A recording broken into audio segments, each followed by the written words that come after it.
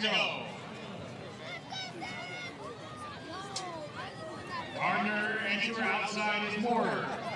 Gardner and Moore as they come up the front bend into the home stretch. Madison Gardner now with the backside lead.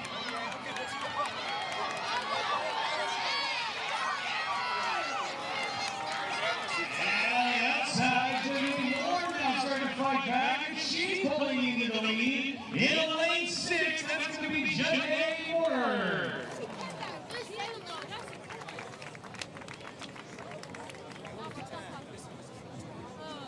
Moore's time 53:15. Madison Gardner is run on position 53:50. Monica Campbell finishing in third 55:09.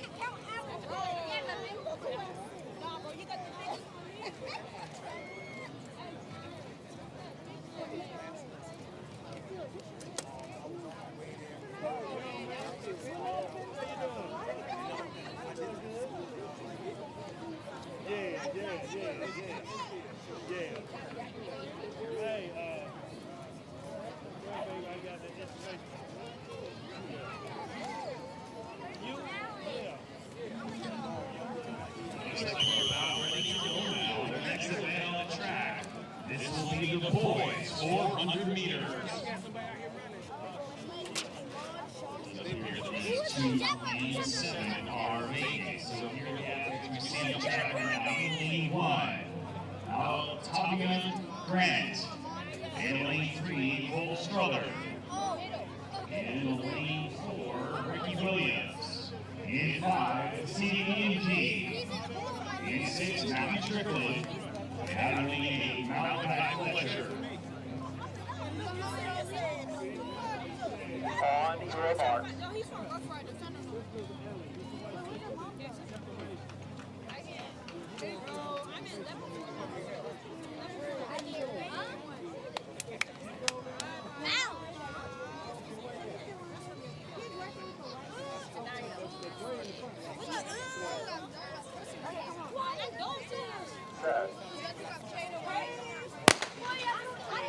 And away we go.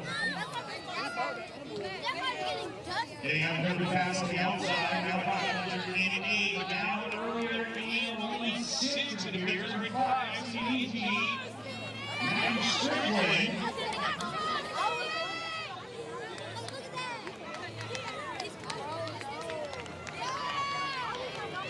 As we round the bend here and start the journey to home in lane 5, that's CDNG.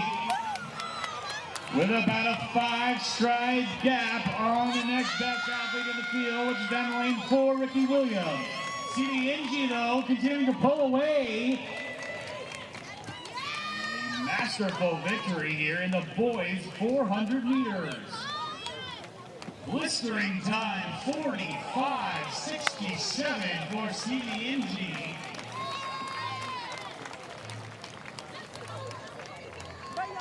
And Ricky Williams in the runner-up spot, 47:03. Cole Strother finishing in bronze position, 47:24.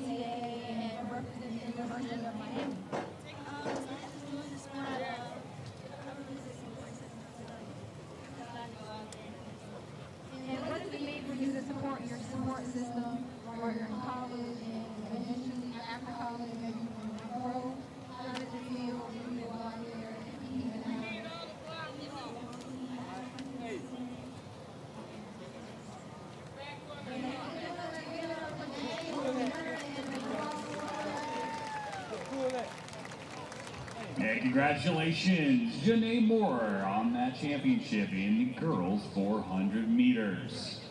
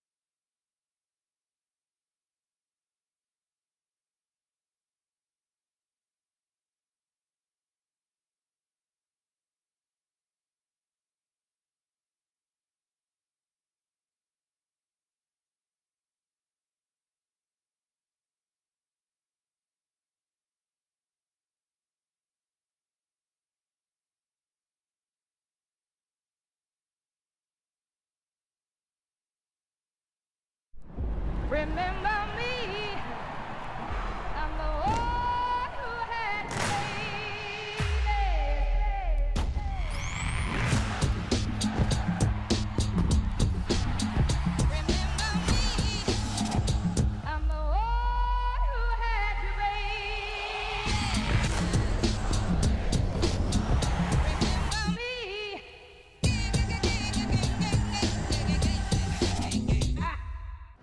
Hi, I'm Dr. Edwin Moses, two-time Olympic gold medalist, four-time world record holder, alumnus of Morehouse College. We're here at the Edwin C. Moses track to watch the Edwin Moses legends meet. Enjoy the action.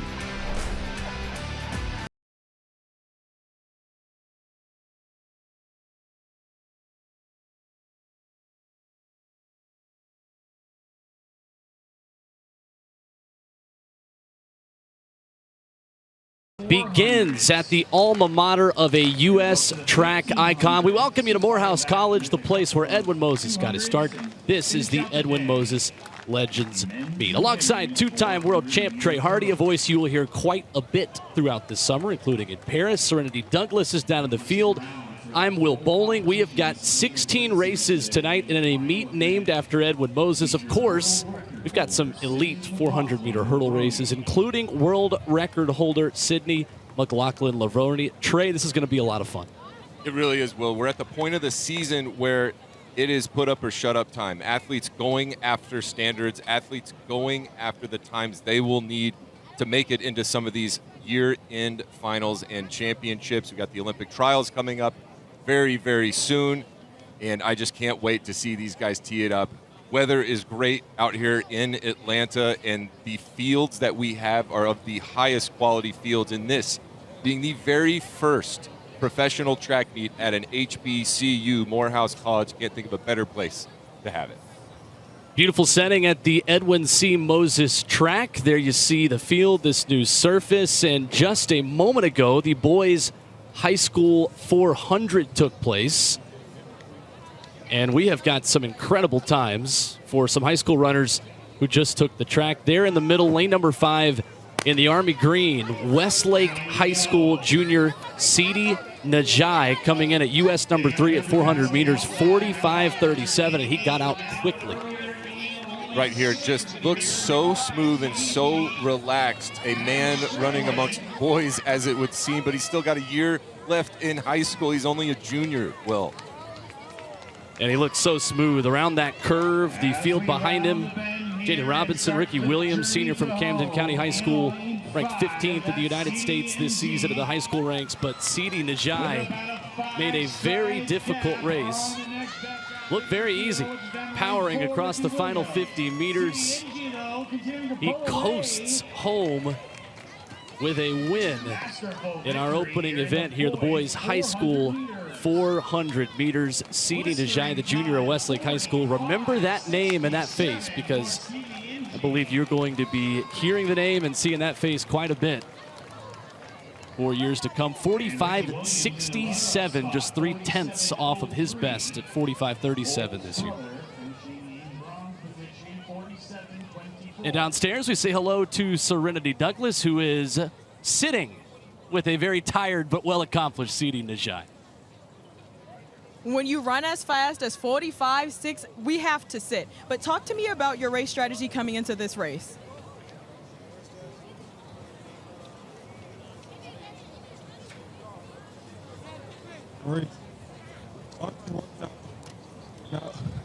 That was strategy. Now, you felt that headwind on the last stretch here. So how did you just continue to power through it? You even left the camera view a little bit too. On the infield, around the 55. It was honestly just make sure I hit that mark, knowing my zones in the race. That's what I did. Tell you about him here. And this is a Legends meet. Who are you most excited to see out here today? Definitely Sydney McLaughlin. I know. All right, congratulations, Steve. Back to you, Will. Yeah, thank you, Serenity. Trey, I think we have that in common with Sidi. We are also very excited to see Sydney McLaughlin. Yeah, very seldom do you get to be present, much less witness something like that. We've been waiting almost a year and a half to see Sydney step back on the track in her signature event, the 400 hurdles, and if that is any indication of what Sidi was able to do on the track, I think we're in for something special later. So we mentioned we have 16 races today. This is the full schedule. Everything up to 1,500. We'll start with the 800s coming up here in just a moment on a picture-perfect afternoon in Atlanta, GA. We got long jump, 100 hurdles, 110 hurdles. The hurdles races have to be excellent when The meet is named after the legendary Edwin Moses. That they will be this afternoon. Trey, obviously, as a multi-event athlete, a decorated athlete like yourself, as you look at the second half of our competition here tonight as well, we've got a couple of excellent multi-event athletes, Anna Hall, Kyle Garland, who are in the building as they continue to prepare for U.S. trials, hopefully at Paris Games as well. Yeah, those are two, besides all the other stars in the meet, the two near and dear to my heart, the two that I'm really looking forward to seeing what kind of shape they're in. Anna Hall coming off a just unbelievable kind of first season as a professional, but you could kind of see the wear and tear as it went along, and she gutted through an amazing performance in Budapest for silver. Ended up having to get surgery to take care of that knee, caused her all those problems over the summer, and she's working her way back into form. But she is Jackie Joyner-Kersee is her biggest fan, to put it that way. Like, talk about legends. If that woman is in your corner, you know you've got something special. Absolutely. And then Kyle Garland coming down, the Georgia Bulldog. He's the #2 all-time performer in the decathlon at the collegiate level. They call him Freight Train. I think he calls himself Freight Train. He's one of the most fun athletes to watch because you can just see him start to get going. The flywheel starts moving, and he's his own, like, energizer. You know, he's a huge, huge guy, and he doesn't make any sense. He can throw the shot over 54 feet. He can high jump 7 feet. We're going to see him long jump and run the hurdles here today. But, yeah, those are the two I'm watching to see what kind of shape they're in going into the Olympic trials. The stars are out in Atlanta. The Edwin Moses Legends meet underway. There is Edwin Moses, the man of the night. We're going to hear from him coming up next. 800s on deck. Much more still to come tonight here at the Puma American Track League. Remember me, I'm the one who had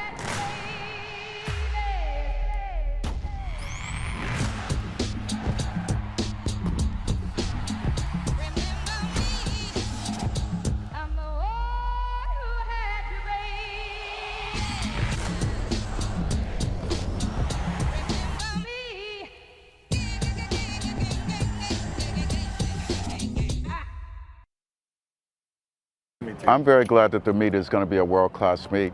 It's going to be very good because, number one, it's 3 weeks before the Olympic trials, so everyone has to run. If you haven't made the standard, you're going to be trying. If you've made the standard already, you're going to be doing some technical work and conditioning and staying in shape. So, and also we have some really big stars here, so that's really a big plus. And I always envisioned having a world-class track meet right here on this track. There is Edwin Moses, the Edwin Moses Legends meet getting started here from the heart of Atlanta. Trey Hardy, Will Boling. Trey, he mentions their technical work leading up to the Olympic trials, leading up to the Olympics. Walk me through, for a hurdler like Sydney McLaughlin, for multi-event athletes and Kyle Garland like we just talked about, what does that look like?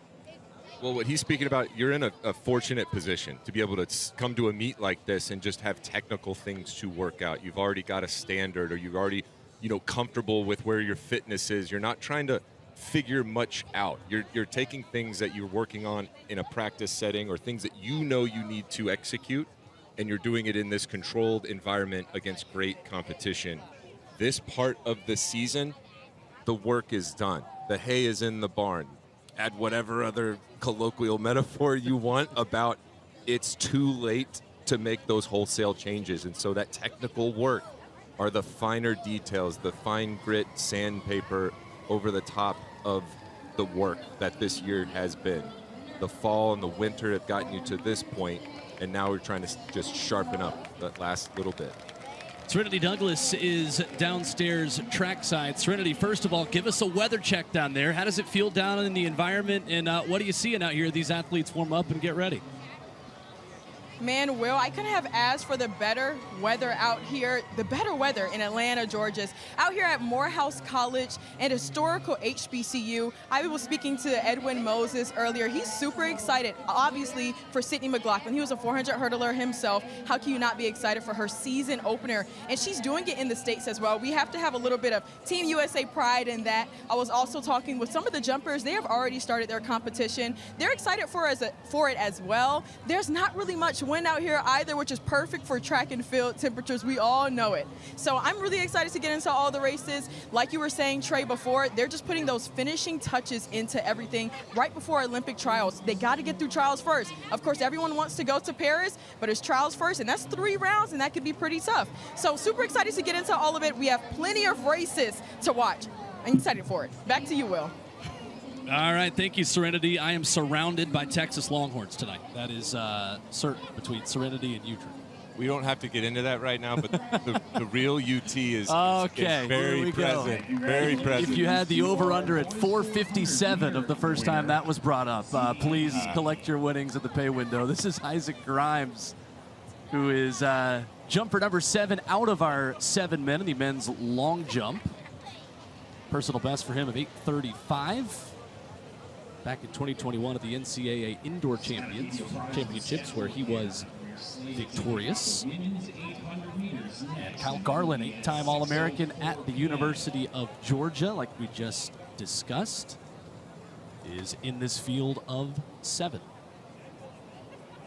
See a 790 performance right there out of Isaac Grimes. As we look at the field here, we've got Olympian Stephen McCarter, U.S. champions, Will Williams, and a whole slew of NCAA All-Americans in this flight. You'll notice where the long jump pit is, Will. It's on the apron. It's on the D, if you will. And normally there's a north-south kind of, you're running along the same way that the lanes are running. And there is a natural crest to a field like that. It's drainage, it's within the legal limits. I really like jumping in the apron right there, because once you pass that goalpost in the middle, there is a slight downhill. Now, it does mess with some of these athletes if they aren't used to running on the aprons like this and to feel that extra speed. And on the other side of that, when you're building up and taking those first few drive steps into your approach, you're actually running a slight uphill. So the athletes that can navigate that the best and coordinate and steer onto the board are going to have the most success today. And in the first 15 minutes of this competition today as well, I have learned something. This is new information for me, Trey. As I told you before, my claim to fame is being maybe the most unathletic SEC athlete of all time as a distance runner at the University of Tennessee. But it's things like that are so interesting from the professional perspective, and it is why I would imagine a multi-event athlete is as well educated as anyone to broadcast track and field, considering you've done all of these events. And it was partially out of necessity, Will. Like, I was never the best long jumper. I wasn't like always that. I had to figure it out and use everything to my advantage, and I was surrounded by really smart and dedicated coaches that helped point this kind of stuff out, because I would have just looked to the side and just said, this doesn't feel right, you know.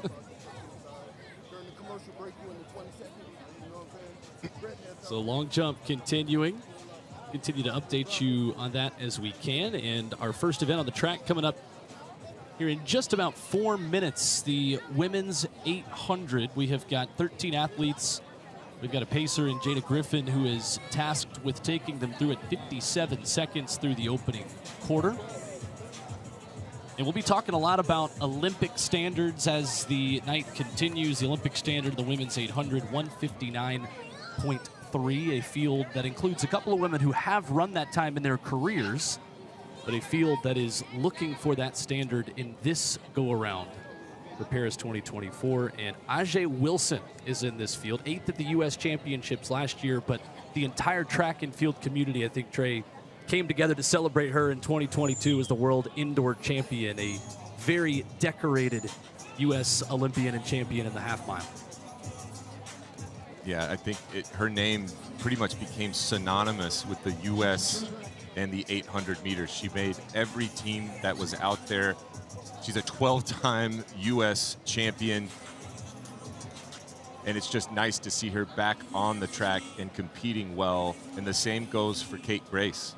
After an absence, had a child, caught COVID, had some issues with long COVID, but now is back and is racing herself back in. You know, she did an interview where she talked about tried to put a shine and put it like a positive spin on all of that. And she was able to do a lot of base work, a lot of like that sub-maximal training. And she's hoping to see some of that benefit as she tries to sharpen up for the Olympic trials. Yeah, ran that LA Grand Prix a few weeks ago. Her first race in nearly 3 years. Her son, River, now with her and her family. 7th at the 2021 Olympic trials for Tokyo. As you continue to watch long jump here, as athletes warm up on the track as well. But Kate Grace, the 35-year-old who was 2016 U.S. champ. One of those many decorated athletes that'll be in this women's 800 coming up here in just a moment. There's DeMarcus Simpson. That former Oregon Duck standout.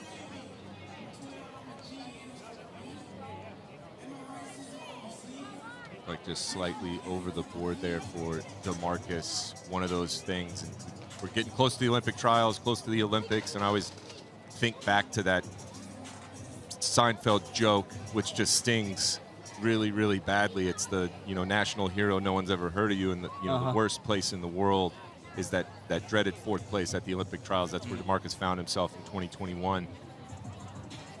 It's something that, without question, fuels the next several years of your life and your dedication and the work that you put in. And it's something where you're at home, you're watching people compete, you wish you could be there, and it feels like it'll never come, and it feels like that moment's never going to come that you can redeem yourself. Well, we're already here. Right. Now we're here, and it feels like, how did this happen? How did it already get here? Isaac Grimes, 5th at those 2021 Olympic trials, All-American at Florida State. To see him come through. Isaac had a fantastic season in 21 with FSU. Jumped out over 8:35 at that magical indoor championships. We'll keep an eye on the long jump as these women line up for the 800. So there's the field. The world lead, 155.76, blazing fast. And right there on the left side of your screen in the red and black of Atlanta Track Club, you see Olivia Baker talking about those first couple of places outside of qualifying spots at the U.S. Championship. She was 5th at the 2022 U.S. Championships, running 158.63, and a semifinalist last year. And there is Ajay Wilson right there in the middle of the track,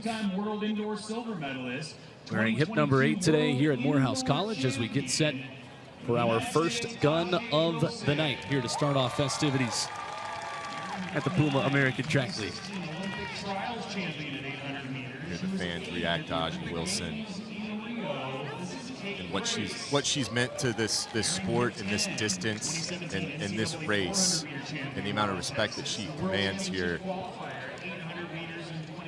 Like you mentioned, we'll know after that first lap what these women really have to do. Hopefully the pacemaker can bring them through in a time that just gives them the chance. You have to just get yourself out there to give yourself a chance to run this standard, and that's what all of these women are after right now. They'd love nothing more than to go to bed tonight with that in their back pocket.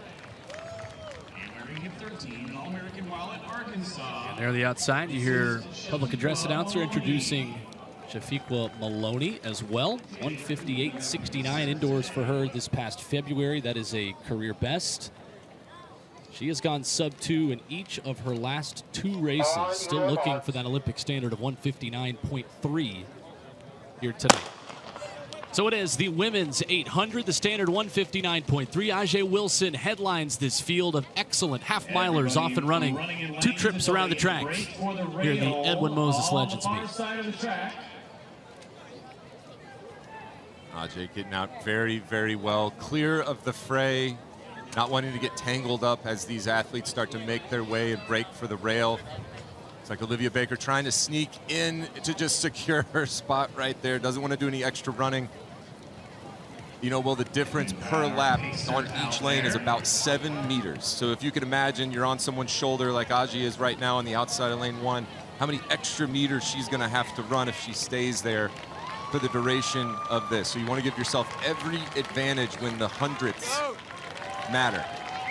Former Arkansas Razorback Maloney leading festivities. Jada Griffin setting the pace in the all-blue out in front. She will step aside. You've got Chris Ann Gordon-Powell in there as well. This is anybody's race halfway home. Everybody trying to track down Shafiqua Maloney.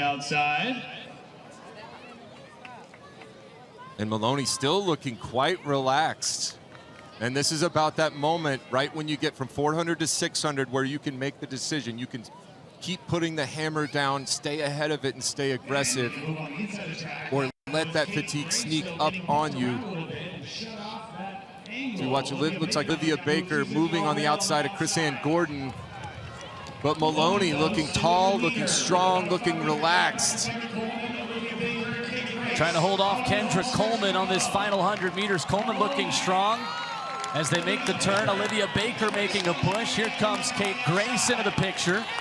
The high arms from Maloney as she tries to coast over this finish line. 159.3 is the Olympic standard, and Maloney is right there.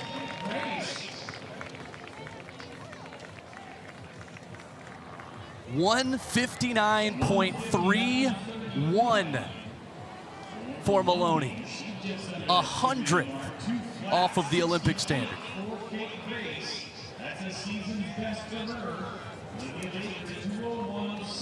We talked about how it feels to be the kind of the 4th place finisher and why the hundredths of a second matter.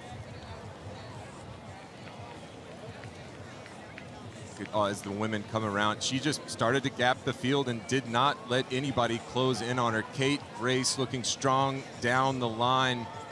You can see no one else being able to break that 2-flat barrier and stick with her. That move that she made from 400 to 600 ended up being the difference right there.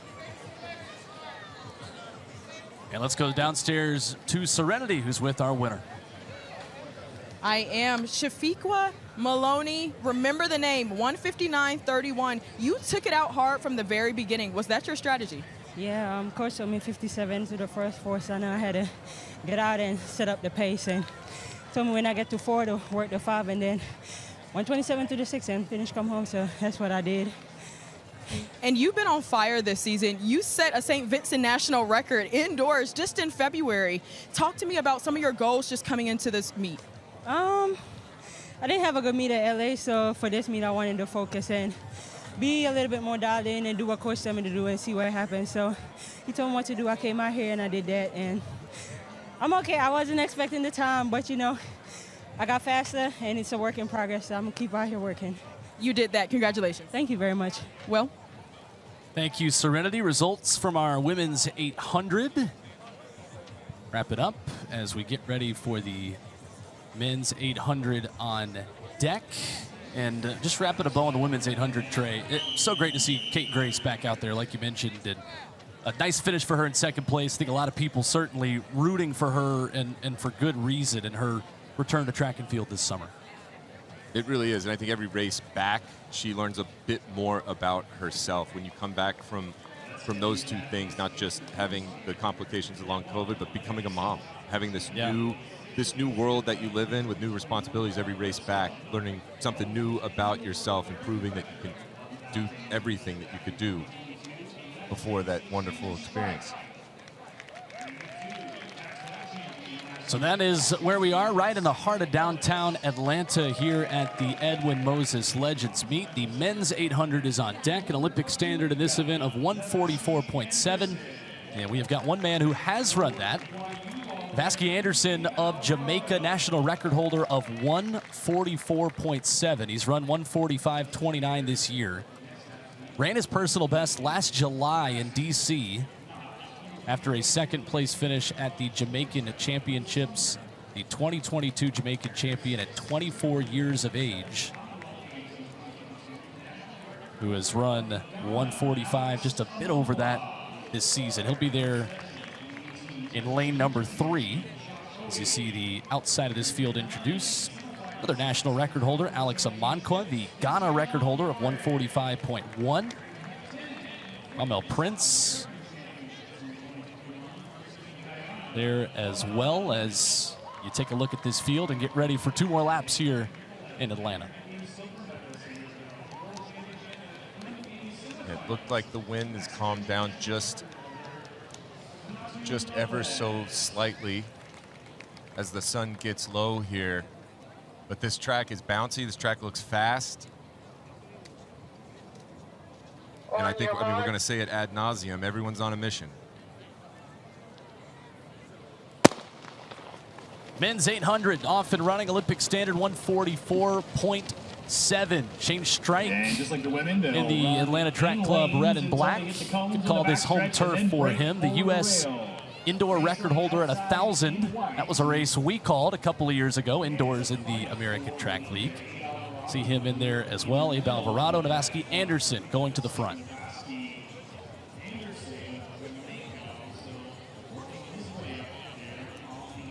Pacemaker taking him out very strong. You can always tell how fast it's going by how strung out they are. It looks like they're bunching up a little bit now. We're about 5 athletes wide heading into this final lap. Someone's got to make a move and step on the gas and see who can be the first to 600 if they want to crack this standard. So Navaski Anderson of Jamaica continues to lead Jesus Tanacho Lopez, the national record holder of Mexico, who's run 145.14 this season. Ran that in Marietta, just up the road in the American Track League. And he will go to the outside. The long strides of Tanacho Lopez and Anderson seemingly in sync with 200 left. And still a lot of time.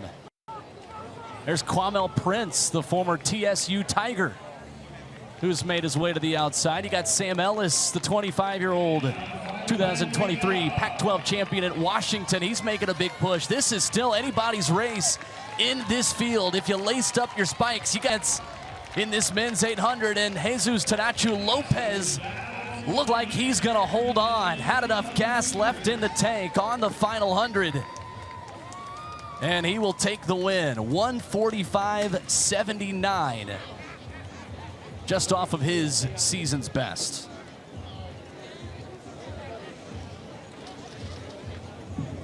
And there were a lot of guys in this one, in that last 150. You talked about the extra distance. There were a lot of guys out in lane 2 and 3 here. Things you would discuss with your coach. Everyone had a shot. Everyone made a move. Everyone made a surge. Everyone had something to give here. But Lopez met every challenge. Didn't look back in the rearview mirror. Could only hear footsteps all the way home. Those are the results, 145.79, and Jesus Tanacho Lopez is downstairs with Serenity. Out on the track now. The men's 800 has concluded. Hurdle crew. On the track every time. Really not, but I was expecting run faster. I am looking for the Olympic standard, so this time I'm not very happy for this race, but I don't want to be sad. I just want to keep training to run faster, so in the future can break the record again. I know you were saying that you're not happy with the time, so then what's next? I hope in 2 weeks in New York, I hope run very fast there. So I will keep training. Well, good luck on that, and congrats on the win. Thank you. Thank you so much. All right, thank you, Serenity. Jesus Tanacho Lopez, I always feel second. I started breathing hard listening to him, but you could feel what he was saying. You could feel he's happy to win, obviously, but there is a level of I need to hit this standard. I think that's going to be the theme for the evening here in Atlanta. Take a quick break and get you back for some high hurdles coming up in a few minutes. Tell you about some long jumpers, ton to come from Atlanta.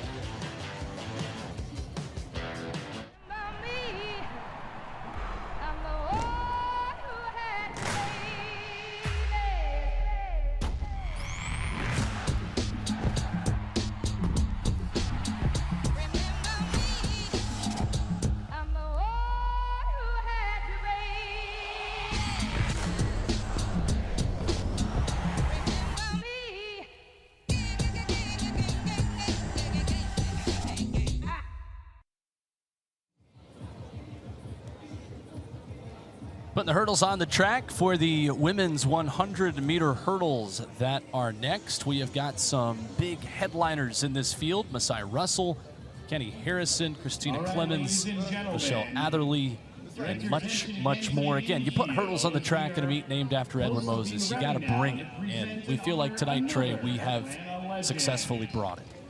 Yeah, and you can see how much they're putting into the effort to hit these times and to run fast on these straightaway races. Ordinarily, they would run the other direction, and they've switched it for the athletes so that they can run with a little more of a prevailing wind. They're not going to be, hamstrung with a headwind. So you could run the race of your life and run exactly what you need to do, but with a little bit of wind in your face, might come up just a little bit short.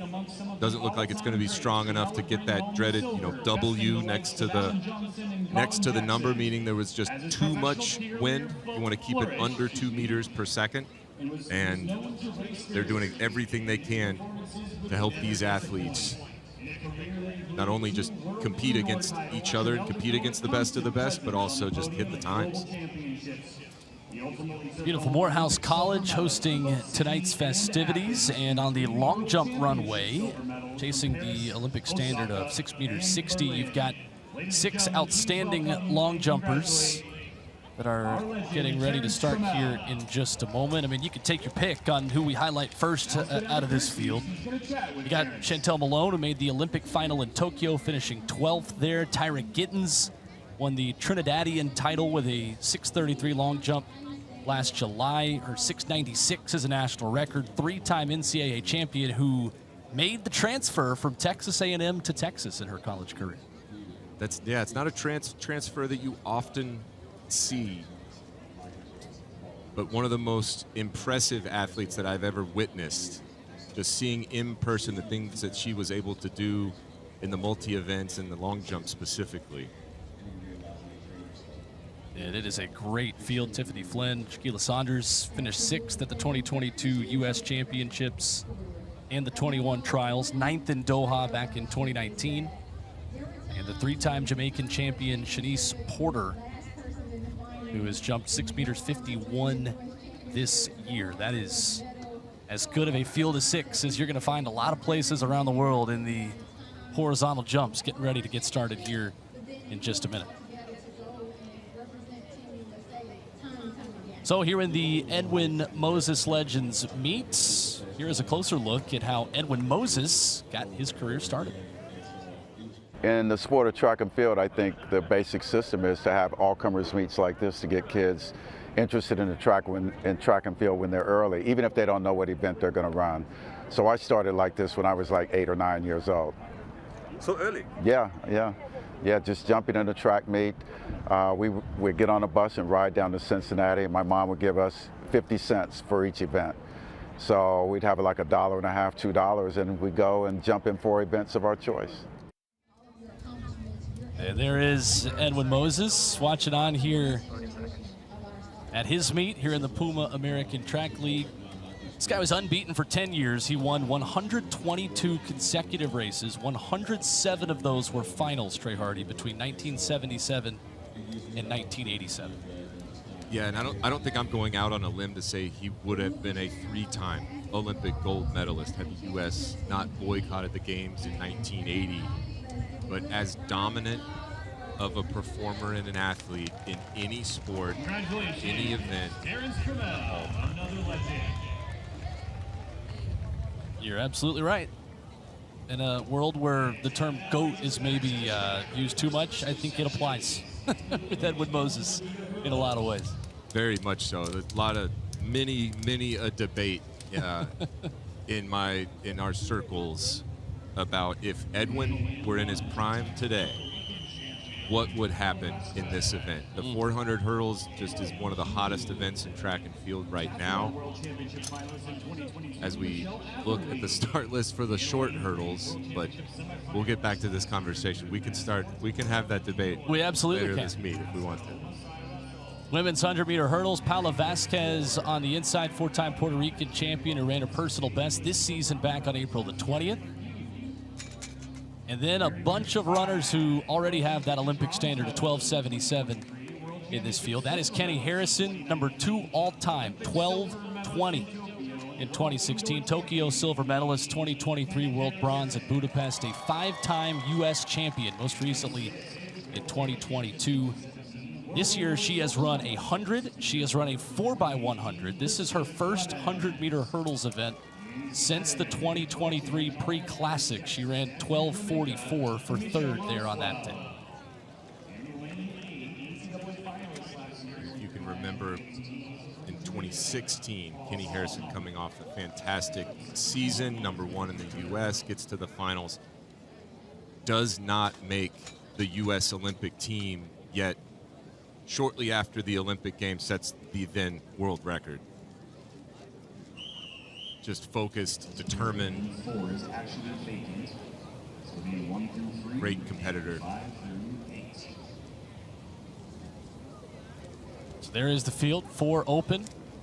Runners with the standard: Michelle Atherley, Masai Russell, Keni Harrison, Christina Clemens, and Tamisha Roswell.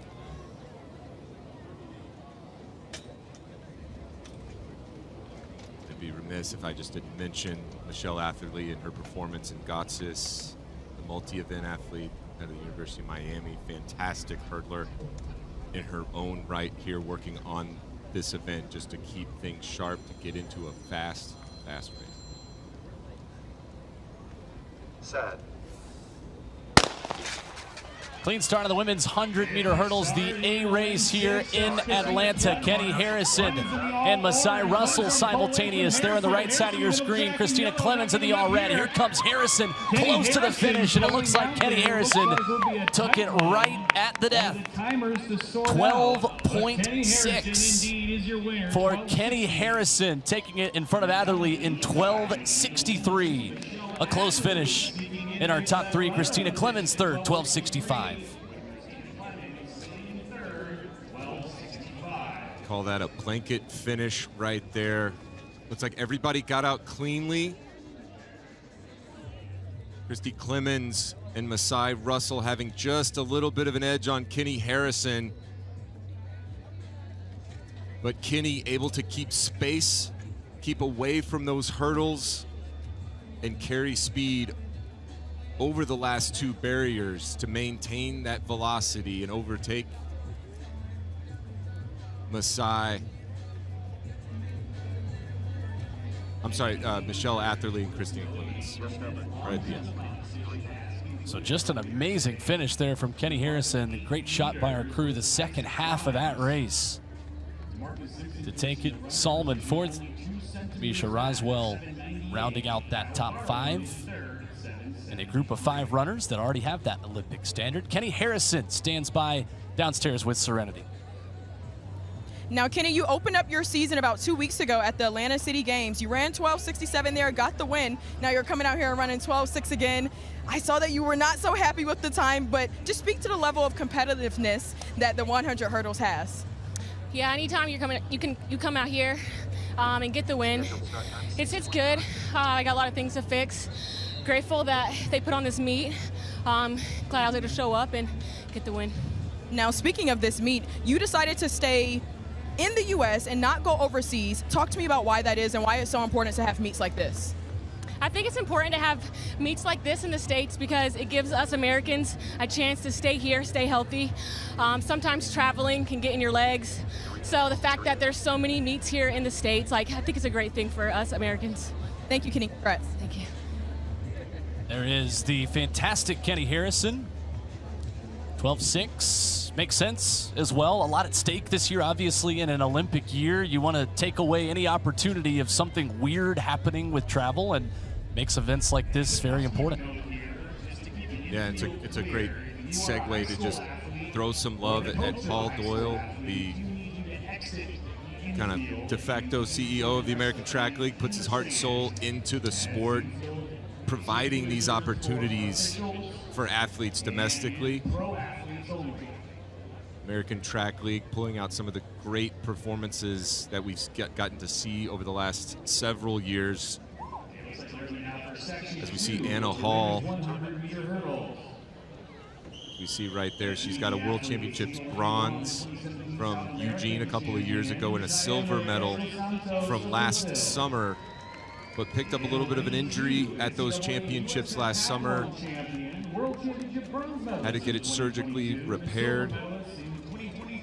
It's in her takeoff leg, so you can imagine the road back has been a little precarious, and she's doing exactly what a number of other athletes here are doing. We're trying to sharpen up, trying to work out those last little technical aspects so that she can come to the trials healthy and make the team and head to Paris. Number 5 all-time in the heptathlon, 6,988 points, 2-time defending U.S. champion. It feels, Trey, like Anna Hall, one of those athletes we talk about a lot in Olympic years. You have marketable superstars in track and field, then you get some marketable superstars that are just U.S. Olympic team stars. And it feels to me like Anna Hall is reaching that level of someone that this summer not just the track community is going to know, but U.S. Olympic fans are going to know. Without a doubt. Without a doubt. She announced herself on the scene at that World Championships in Eugene and set herself up beautifully for this summer. She's going to be a name and a face that the American public will become quite familiar with, I'm sure.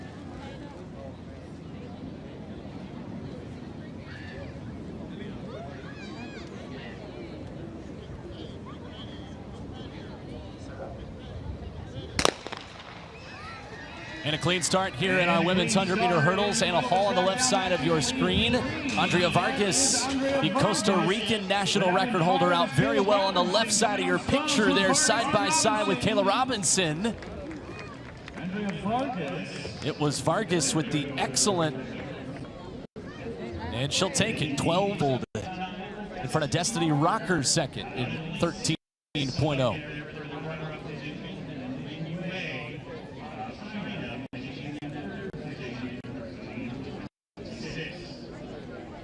So that is the only time tonight we'll have 2 sections on the track. Can we get a second look here at how it went?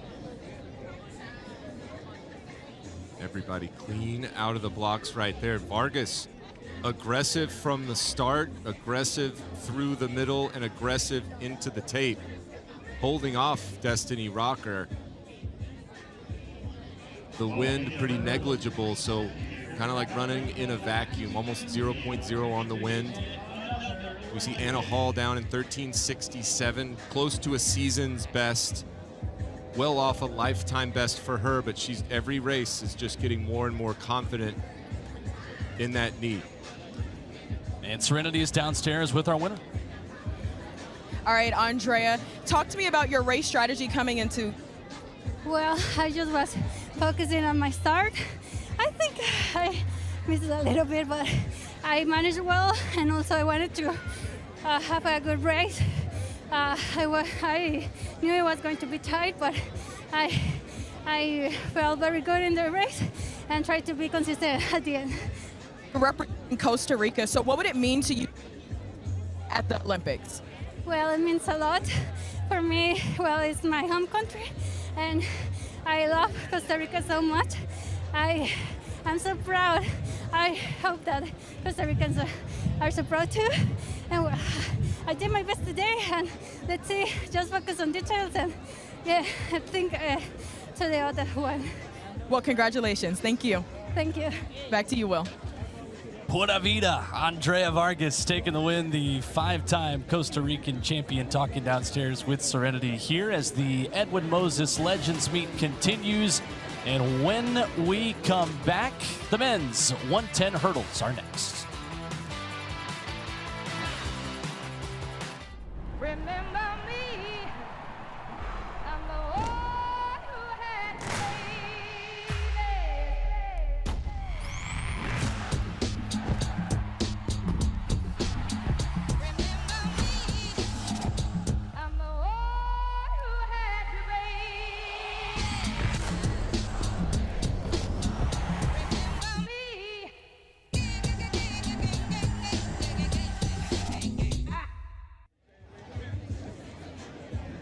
Back with you here at Morehouse College. The Edwin Moses Legends meet. First attempt on a long jump for Tyra Gittens.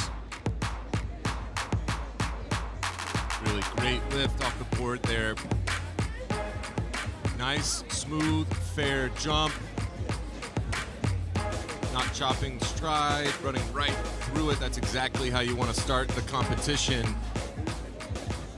And after the measurement we got, that is a season's best for Miss Gittens. 6 meters 46 for Tyra.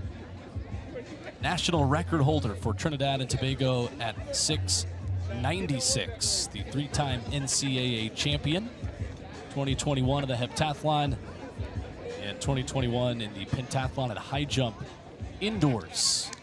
Getting started here in Atlanta. Just a fabulous day for a track meet. It's one of those things that you can see the stands are packed. Some of the best athletes in the country stepping up, and Keni made a great point. It's really difficult to get over to Europe at any point in the year, much less, you know, a couple of weeks before the Olympic trials. That's the last thing you want to do, is hop on a plane, waste a day and a half, get ready, compete, and then have to come back and deal with jet lag and try to get that out of your legs and miss a lot of really important training.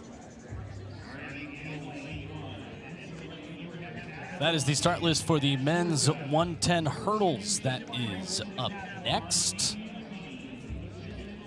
Olympic standard in this event, 13:27. We've got one athlete here who has run that. That is Eric Edwards, 24-year-old American who was 4th at the U.S. Championships last summer, running 13:26 in the final second in the NCAA at LSU in 2022.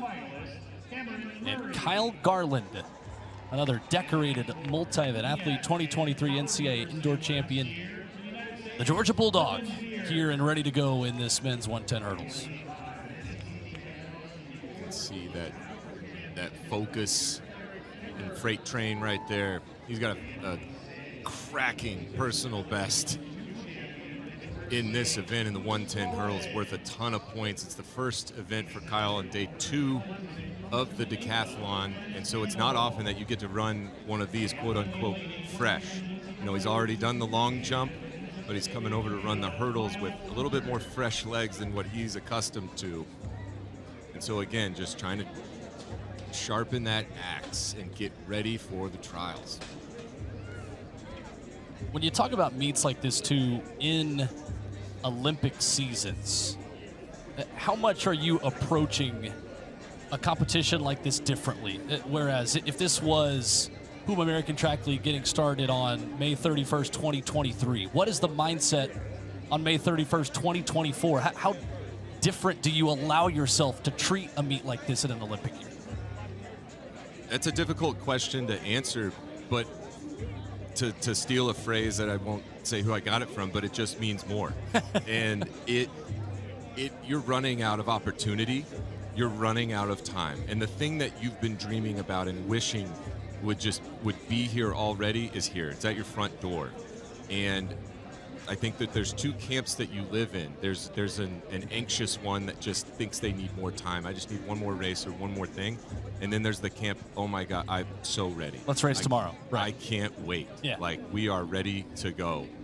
And I bet we have a handful of both kinds of athletes here that, like Edwin said at the very beginning, are using this to just sharpen up, do the last little things. And then we've got a couple that really need this. And I think this is one woman that is in a whole other category, not the first or the second one I mentioned, but that of uber confidence, Will. Well, and we talked earlier about Anna Hall being one of the stars of Team USA, potentially, regardless of sport. You might be looking at the star of Team USA, regardless of sport, here in Sydney, McLaughlin-Levrone. She has not run in her, I guess you could say, signature event. Trey, kind of every time she steps on the track these days, it's kind of a signature event, but 400-meter hurdles, the event she holds the world record in at 50:68, and she will run tonight at 7:55 Eastern Time. Yeah, set your alarms on your phones right now. When that alarm goes off, set it for 7:53 to give yourself some time. You're going to want to watch this whole thing. But the entire world will be watching what this woman does later this evening. Men's 110 hurdles ready. Eric Edwards runs in lane number 5. We are watching him. Dylan Beard on his inside. A clean start, and it's Beard right there in the all black in the middle of your screen with Edwards right to his left. Cameron Murray with good speed in the gray, and Cameron Murray and a late charge there from Edwards, tight at the finish.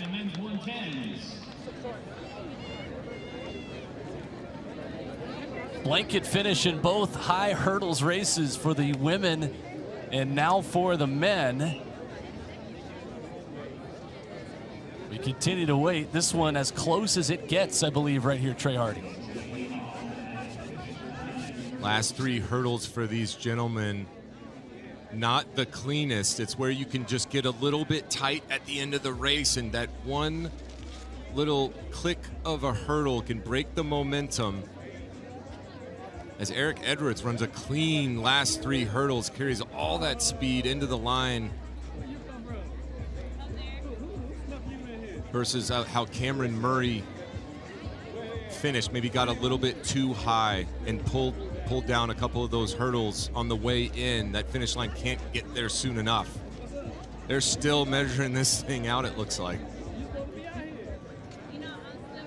I would give the slight edge maybe to Edwards here, but got excellent timers, and if they're taking their time here, then obviously this is as close as it gets. The suspense builds on who gets to speak with Serenity Douglas as well.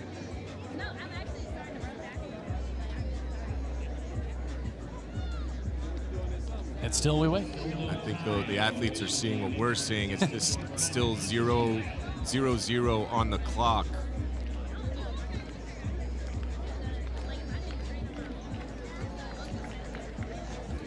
We're hoping that those guys did not just run that race in vain. It wasn't in vain for time, but it was definitely, it was one for us. We actually got to see certainly a great 100-meter hurdle race. And there is our master of ceremonies, Paul Doyle, the aforementioned man in the purple Puma shirt, on the case. I was fortunate enough to have, Paul was my agent, so maybe this is just a little bit biased, but the things he was able to do for me just on a personal level and like a mentorship level, and then on an opportunity level, the same thing he's doing for all these gentlemen in this race, providing this opportunity in the setting, in the scene, to be able to get this kind of race in. And it's not just a race. This is training. This is something that pulls things out of you you cannot duplicate in a practice setting. The adrenaline, the crowd, everything.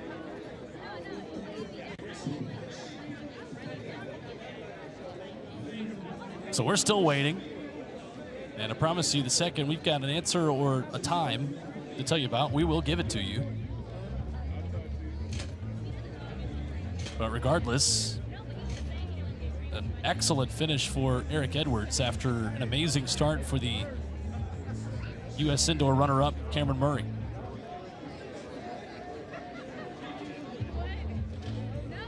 What a beautiful scene right there. Never get tired of that shot. Historic. Morehouse College.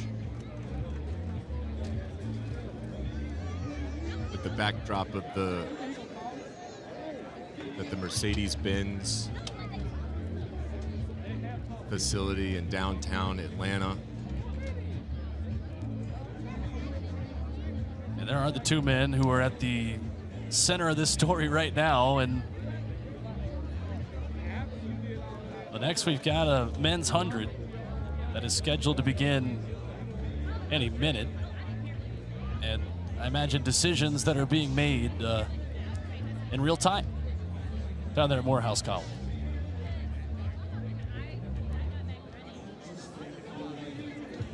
There you see again the picture. I love always, Trey, the feeling of running in a downtown meet like this at growing up in Nashville. Got the chance to run a lot at Vanderbilt University right there in the middle of downtown Nashville. There was something different about just the feel of you're in a big city. You're not on the outskirts. A lot of nice picturesque college campuses, high schools that are fun, but the feeling of being right in the center of everything as well. Morehouse College, we are right in the center of the city of Atlanta.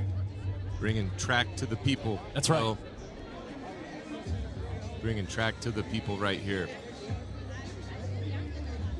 Something I did not know, just a fun fact, that Morehouse College started as a seminary. Yeah. Back in 1867. It didn't become Morehouse College until 1913.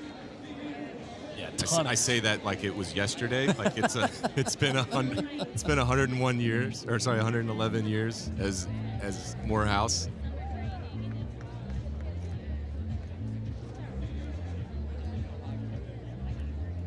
And downstairs, Serenity Douglas is working hard, continuing to talk to everybody, warming up, having just competed. And Kyle Garland just got done on the hurdles. Serenity downstairs with Kyle.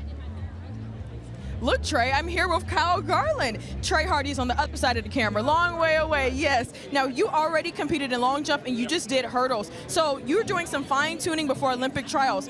What were you looking to see out here today? I was just looking to see consistency. I know Coach and I have been working on a lot of really good stuff. So, just coming out here and getting some good competition reps, seeing how the body feels, being fine-tuned and being ready for 3 weeks for the big dance. And you didn't have to travel too far. UGA is right down the street. Saw a couple Georgia coaches out here. Who did they bring out here for you? They brought out the whole staff. I mean, we have a good contingent of people, some people on the team, and, I had 3 coaches with me out here as well to help myself and a couple other people on the team. So it's a good little showing, so it feels like I'm home crowd. All right, Kyle, we got to get out of the 100 people's way, but congrats on everything. Good luck at Olympic trials. Thank you so much. Back to you, Will. Kyle Garland with Serenity Douglas here downstairs at Morehouse College. Men's 100 is on deck. And it sounds like a confident man going into the U.S. Olympic trials in 3 weeks. And let's quickly go back downstairs, though, before the men's 100 to Serenity, who's got our winner. Eric, that was a very long wait to find out who the winner is, but just speak to the level of competitiveness that the 110 hurdles have. Oh, man, it's so deep. It's so deep. I'm like maybe 17 in the world, but like 6 in my own country. PB like 13, 15, but that's like even barely scratching the surface. But we're going to get it down. We're going to get in the mix of that smoke. We're going to make this team. All right, quickly, what's next? I don't know yet. We're going to see if New York. If not New York, maybe the Bahamas. If not the Bahamas, then straight to Charles. All right, well, congratulations on the very tight win. Will?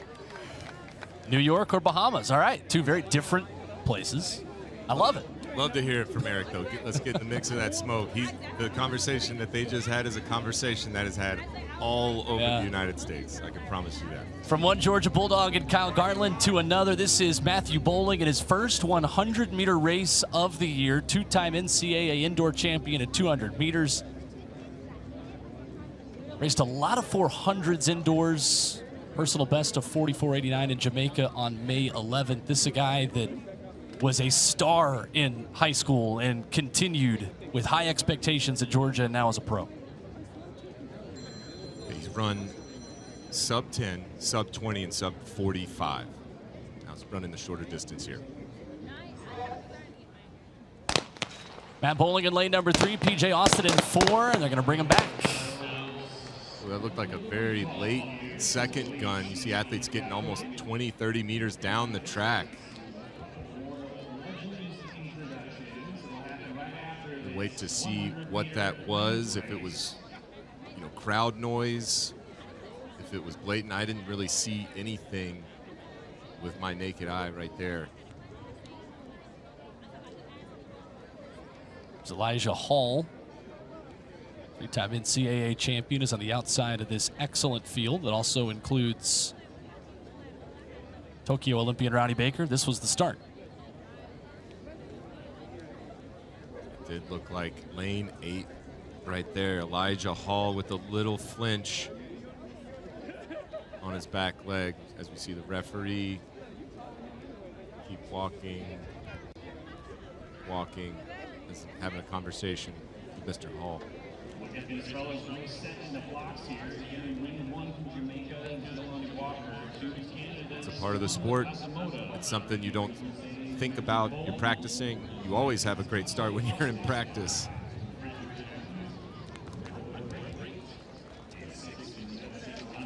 And Hall will, after getting that card and disqualification, come back in. And you are allowed to run under protest. So he can come in, run under protest. They'll take another look at it and remove him from the standings if it is deemed that he did false start in an effort to keep things on time, keep the meet moving forward. Start to see this a little more often these days. Like, okay, sure, go run under protest, and then we'll settle this after the race. So Hall will stay in lane number 8. Matthew Boling at 3. We mentioned P.J. Austin, Florida record holder with a 9.89 at the NCAA prelim last year. 23-year-old who opened his season at 10.02 in Gainesville. That is his season's best. The Georgia-Florida rivalry continues here between lanes 3 and 4 right there. And Matt Boling and P.J. Austin.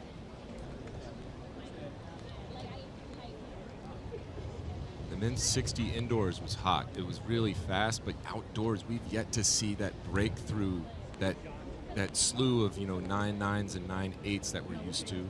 Hopefully this gets us going. Clean start this time for Matt Boling. For the rest of this crew here in the men's 100, it's Austin who's got a step on his rival to the right. Austin starting to surge middle of the race, and P.J. Austin will take it. 10.03. Just a tick off of his season's best. Ronnie Baker was second in 10.15. Jelani Walker rounding out the top 3. Great middle of the race right there for P.J. Austin. Into a negative 0.9 headwind. So all things considered, a fantastic run. He's got to be pretty happy with the result right there. Everybody out. Well, you see Boling just kind of falling out of the back, just did not get that projection and extension, but as soon as PJ hit the middle of that Morehouse logo, he was gone.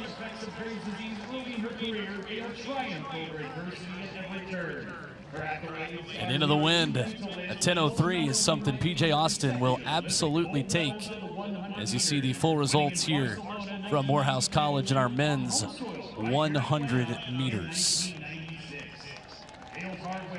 I mean, I'm going to keep going back to it. That's a very fast time on this track into a headwind. I'm going to project this out into the Eugene atmosphere, that Hayward magic, maybe a little tailwind. Some of the fastest races in history have been run on that straightaway. I mean, I'm not a biomechanist, but I think that's one of those 9.89 races that could get him onto a team. And PJ's downstairs with Serenity. All right, PJ, you had a season's best of 10.02. You came out here and ran 10.03. We know that's how the 100 just goes. But tell me about some things that you've been working on with Coach Holloway. I've been working on my start this year, and it's about getting the reps in, first year pro. So I'm still getting adjusted, but I feel good. Now, speaking of your first year being pro, what's the hardest thing about being pro so far? Just not running as much as college, but you just got to get used to it, and then you'll be good. You missed the 4x4s, maybe jumping on the 4x1 too? Just the 4x1, no 4x4s though. What's next for you? We got trials in 3 weeks. Got to get to Paris. All right, good luck. Thank you. Well, PJ Austin trying to get on that plane to Paris with the U.S. Men's 100 was quick. Let's hope the wind decides to go the other way for the women's 100-meter runners. They are on deck here from Atlanta. Remember me, I'm the one who had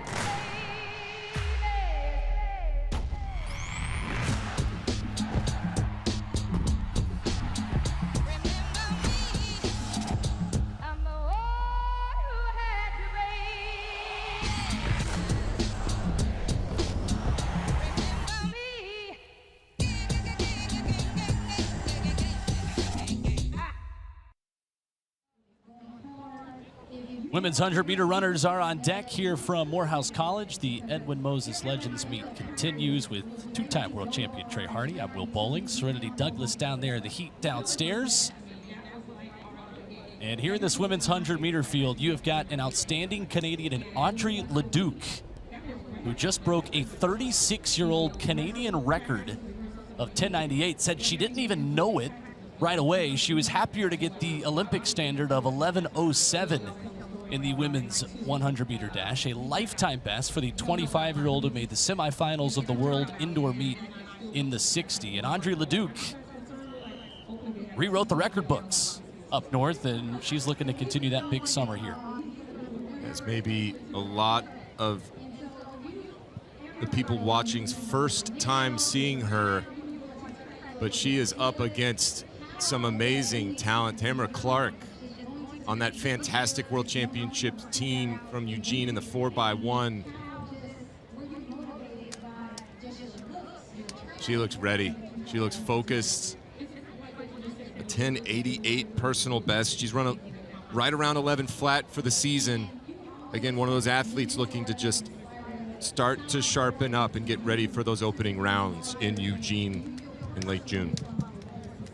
Saw Favor Ofili in there as well, the 21-year-old who is already a three-time Nigerian champion, holding the national record in the 200 at 21:96. She ran that at Gainesville a couple of years ago.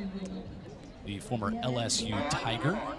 She still needs that Olympic standard of 11:07. She has a lifetime best that is second best in this field at 10:93. And Tamara Clark, who you introduced, second best this season, 11:03 season's best for her. She's already got the Olympic standard, as does Solera Barnes, who runs in lane number 3, the 25-year-old former USC Trojan who started her career at Kentucky.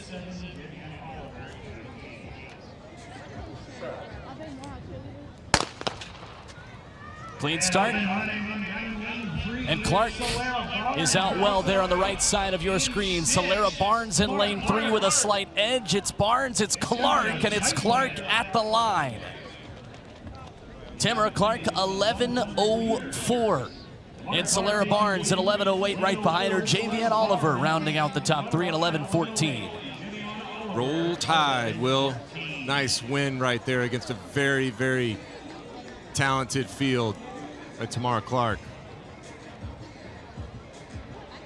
And no matter what the time is, it always feels good to have somebody coming up, hey, we'd like to speak to the winner, as Tamara goes and finds Serenity. Tamara Clark, 11:04. She'd already gotten that standard. And the pride of the Crimson Tide takes the win in this loaded field in the women's 100-meter dash. And a great finish there, the race that she controlled. Barnes second, as you see the full results. Leduc fourth at 11:17 as she continues now and has the pressure of being introduced as the Canadian record holder every time she takes the track. Serenity is downstairs with our winner. All right, tell me, for starters, what was your race strategy coming into today? Just get out and try to hold it. And then when I get to the 60, just power through and just maintain, don't panic if you feel anybody, and just run through the line. It was such a tight race here, and this speaks to the level of competitiveness that the USA women have in this 100. So even speaking on relays, speaking on making a mark at the Olympic trials, talk to me about how you're going to make sure your name is known. Just running fast. That's the best thing, because USA got one of the best runners, so you have to outshine everybody else. So, yeah. Now tell me about what's next. Next is New York and then Charles. All right, good luck. Congratulations. Thank you. Well, thank you, Serenity. Tamara Clark, the winner in the women's 100. Elsewhere in our competition here tonight is this lovely track, Edwin C. Moses track at the Edwin Moses Legends meet. Tyra Giddens headlining our women's long jump field.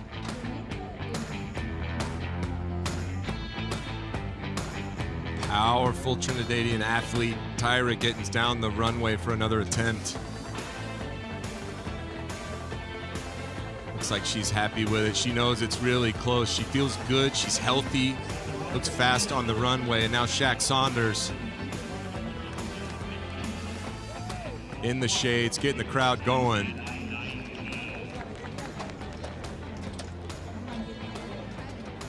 Stays off the sand really, really well.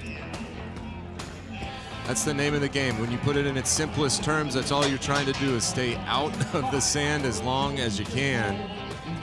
As Shanice Porter,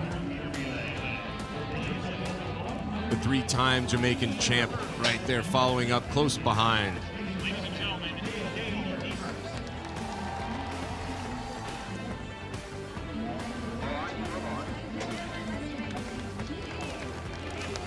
The 28-year-old Tiffany Flynn finished 5th at USA's last year.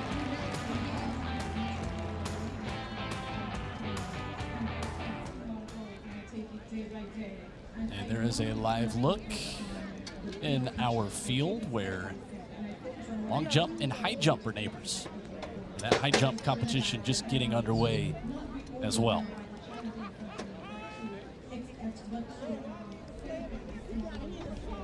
You see Vashti Cunningham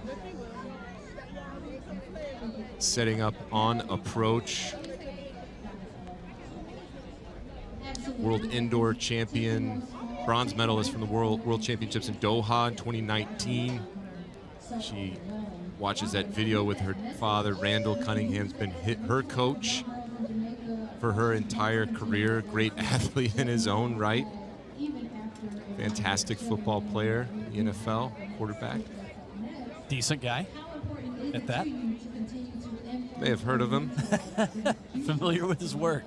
And you see there the bar will start at 1.65 m, go up to 170 from there, 175, and then 3 centimeters each time. As those ladies in a field of 8 will chase the Olympic standard of 1.87 m. And this is a live look at Tyra Gittens in the women's long jump. And this is the final round of jumps. And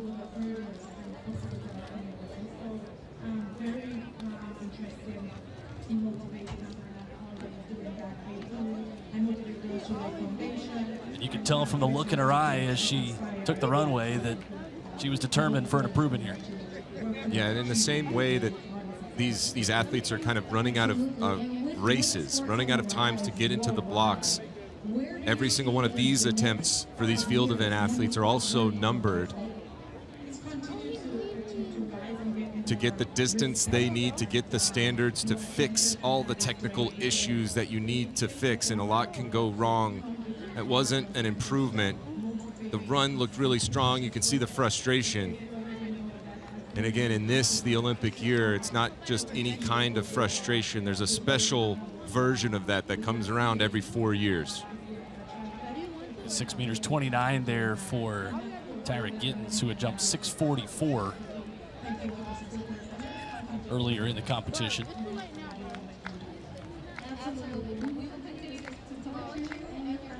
Final round of jumps, and Shaq Saunders up next in that women's long jump that continues. And Vashti Cunningham talking with coach and dad, getting ready for the high jump.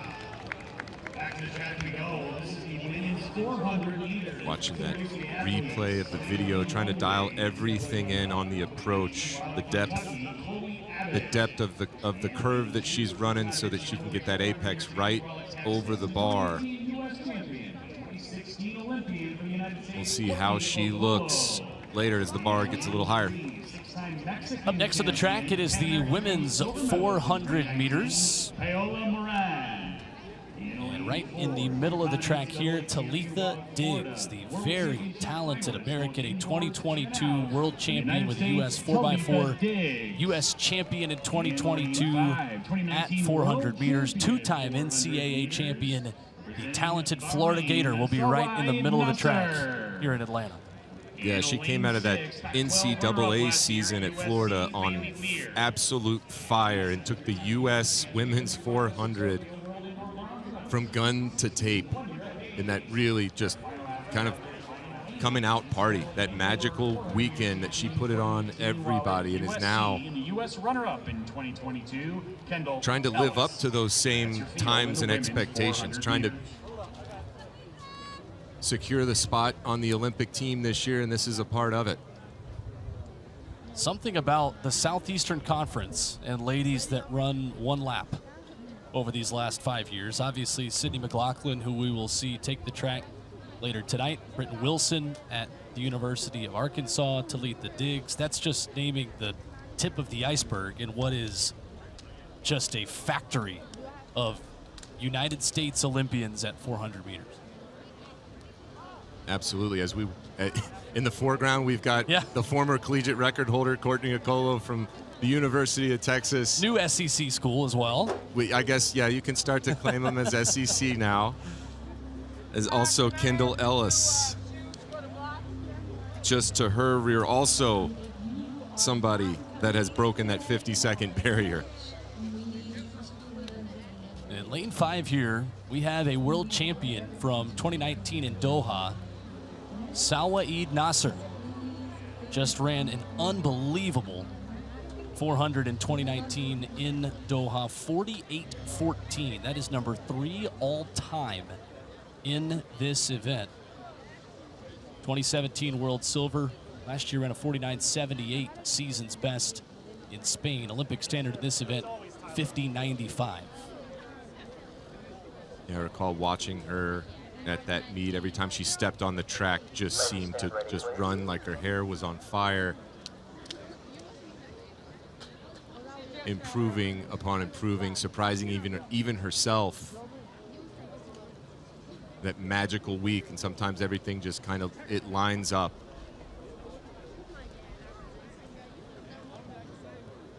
As we wait, it looks like she's the one having a little bit of issues with her blocks. Trying to get them lined up.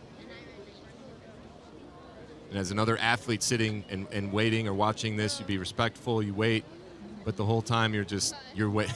It's not something you enjoy waiting for. You're ready. You've done your final shakeouts, your final strides.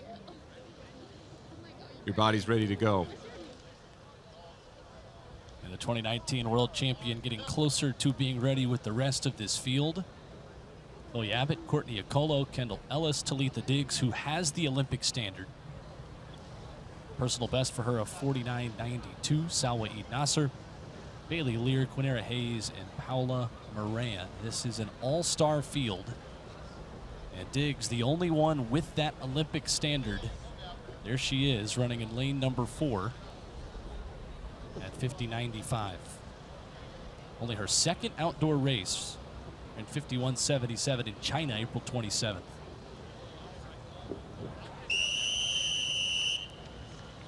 On your remarks. Ready to go, women's 400. Here from Atlanta, expecting something quick. The 2022 U.S. champion, the 2019 world champ, and a spectacular field of 8 ready to go.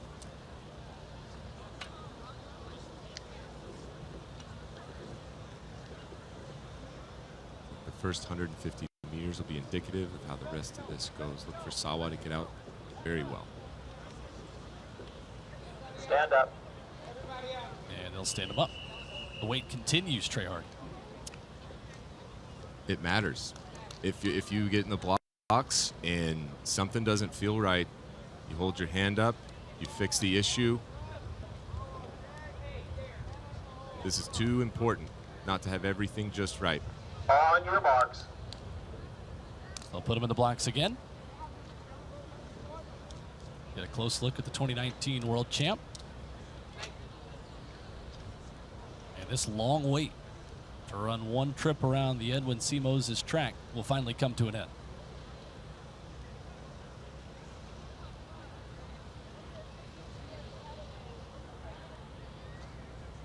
Set. Clean start of the women's 400, the 2019 world champ, the 2022 U.S. champ, and Sawaid Nasser is out quickly, running there in the red with the blonde hair in lane number 5. Talitha Diggs trying to make up ground. There's Quinera Hayes and Paula Moran on the outside as they make this long turn at Morehouse College. And Salwa Eid Nasser has the advantage, running very strong. The 2019 world champion liking to get out quick, an aggressive start. For the 26-year-old from Bahrain, Hayes on the outside, Diggs trying to close, but Eid Nasser side by side with Hayes on the outside. Kendall Ellis, the former USC Trojan, is running well on the inside. Eid Nasser fading, Hayes surging, Ellis on the inside. Moran is in there, but it's going to be Quinera Hayes, the 32-year-old who is 7th at Tokyo, taking a very entertaining women's 400. A lot of twists to that race. 50.88 is the winning time. Miss Hayes just dipping under that Olympic standard, checking the box. She ran so patiently. Great distribution of energy, didn't get out too hard, was kind of running blind a little bit. She was way out on the outside, didn't know what else was going on. She overtook Moran early in this race, didn't see Nasser until very late, but was in control. You can see on her face, just so relaxed and patient.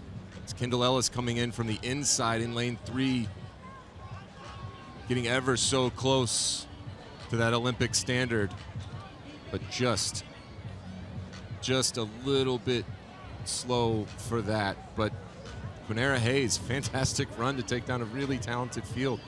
It takes down the Olympic standard, like you said, a 50.95, 50.88 for Quinera Hayes, another U.S. Olympic hopeful who will be looking to make it 2 straight trips on a U.S. team to the Olympic Games.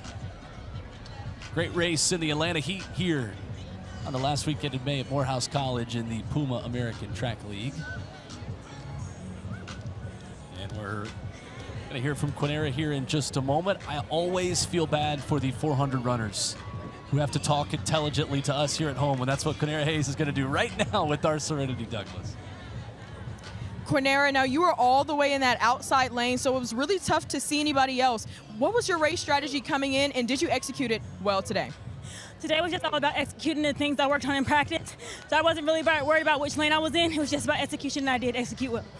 And you're a mommy now, so your preparation for your races are a little bit different. So tell us, how was your morning? It was great. My son is in North Carolina with my mom right now, so when I'm at a meet, I don't have to worry about anything because I know he's taken care of.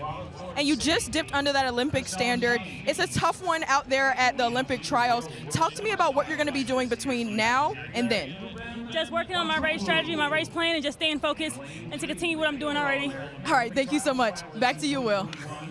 Thank you, Serenity, and a great job by Quinera Hayes sounding intelligent and forming words into sentences after sprinting a 400 and immediately being put in front of a camera.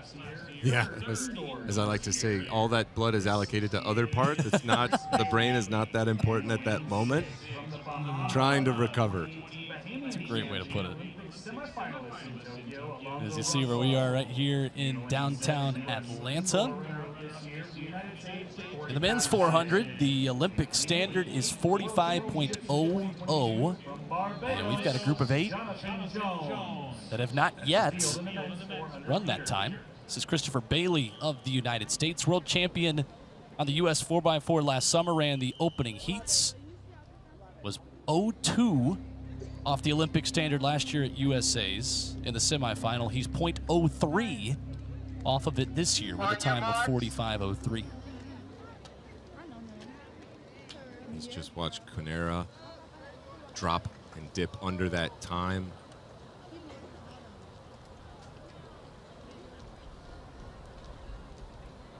It's definitely on the table for Chris Bailey today. 5 Americans in this field. Will London in 3. Set. Off and running in the men's 400. Lane number 5, Christopher Bailey. He'll battle with Alonzo Russell to his outside. And Will London running in lane number 3 as well. A very talented field of men's 400-meter runners going after 45.00. And there is Alonzo Russell, the 32-year-old who ran in the first round of the World Championships last year, second in the Bahamas last summer with good speed. Dubem Nwachukwu of Nigeria on the inside, the Arizona State grad, but here comes Bailey. into your picture, surging in front, trying to hold on through these final 50 meters. You see the focus on his face as Bailey wins the race and looks for a clock. 44:42 for Christopher Bailey. 44:42. Ja'Cory Patterson finishing runner-up, 45:19. You heard him after he saw the clock. He was peeking down the whole home stretch at that clock, did not know what time he would run until he came across right here. He starts looking at the finish line. I think he surprised even himself with how fast this was. Just puts daylight between he and the rest of the field. He's still staring at that clock. Points at it before he gets past it. Just an incredible display of fitness and patience. The men to his inside. Brian Faust had almost all but made up that stagger on the backstretch, and I thought he was in trouble. Something looked amiss, but the way he was able to apply pressure and have such a patient race model from 200 to 400 meters, that's how you run 44.4. The number 9 time in the world this year, Christopher Bailey just ran it, and now he talks to Serenity.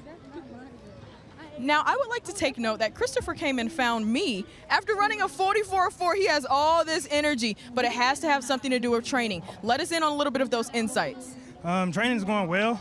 This is my second year at Arkansas. So last year was just me getting familiar with the program and whatever.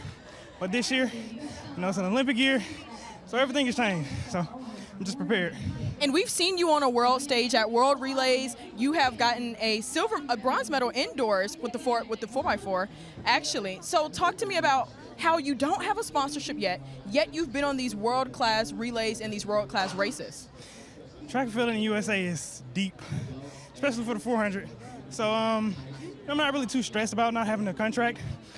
Making that outdoor team last year really set me up for this Olympic year. So I'm just focus on the big goal, which is the Olympics. Sponsorships come later.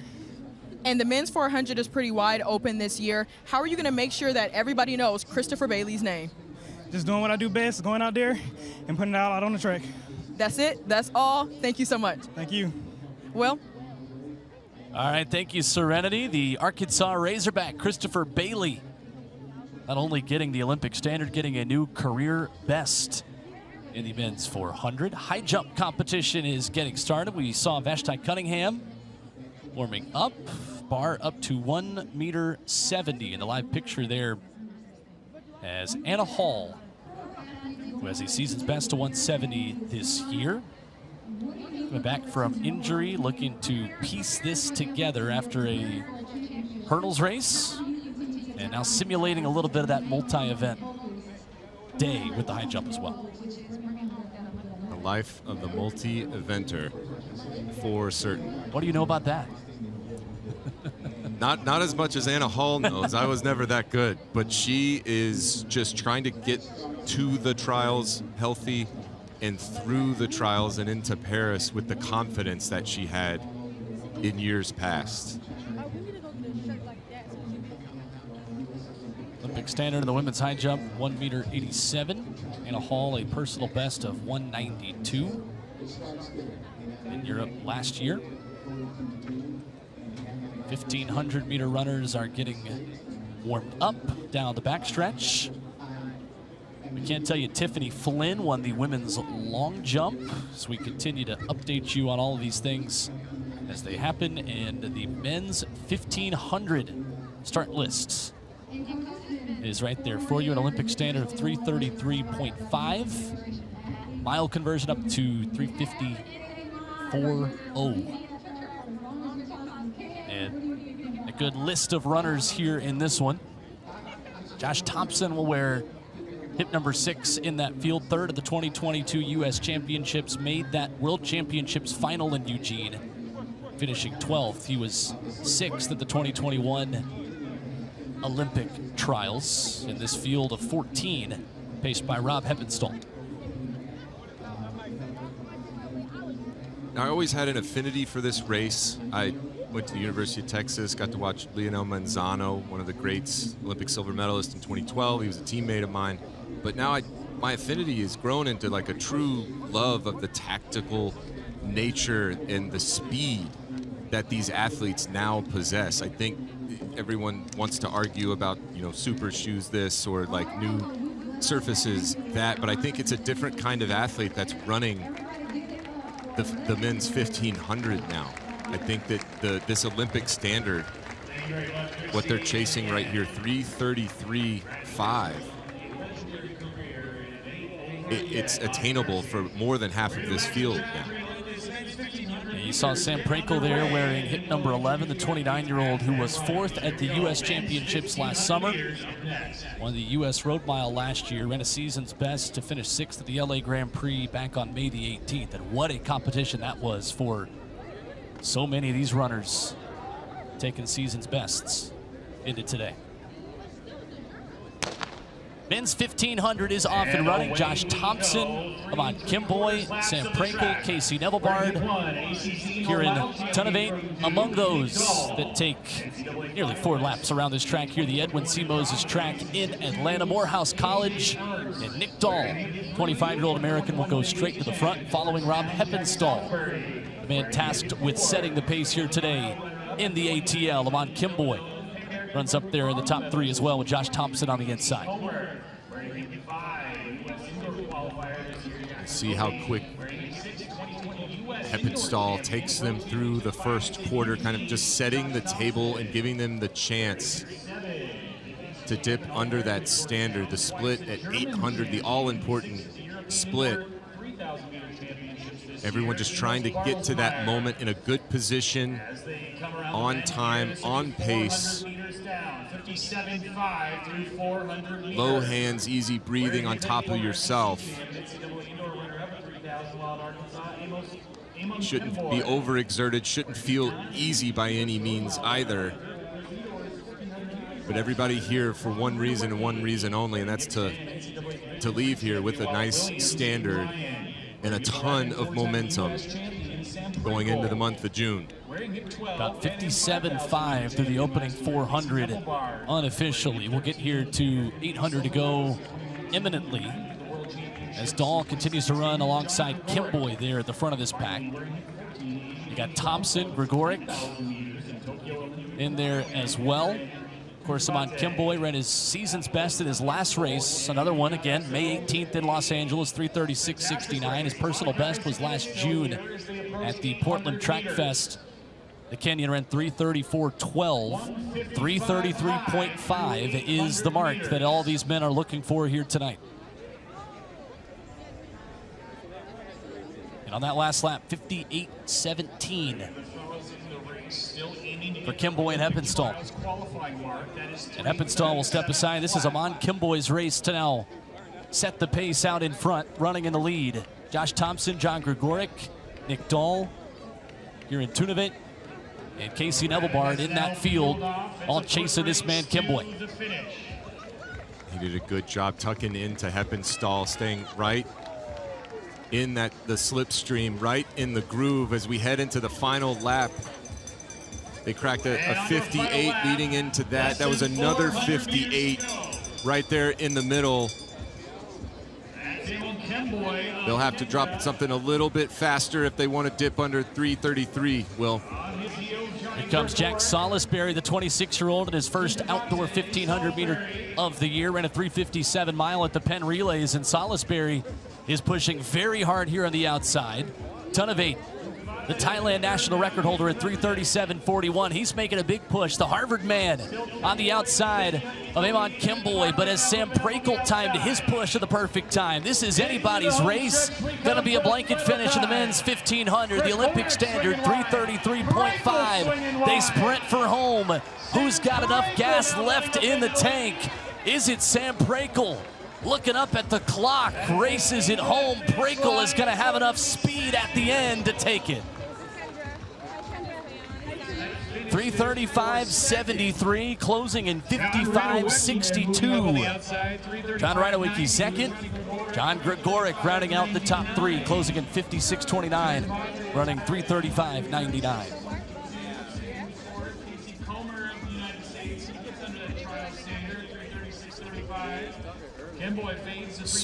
Smart race from Sam Prakel. Timed his move, waited till about 2:25 to start to push to the outside shoulders of the leaders.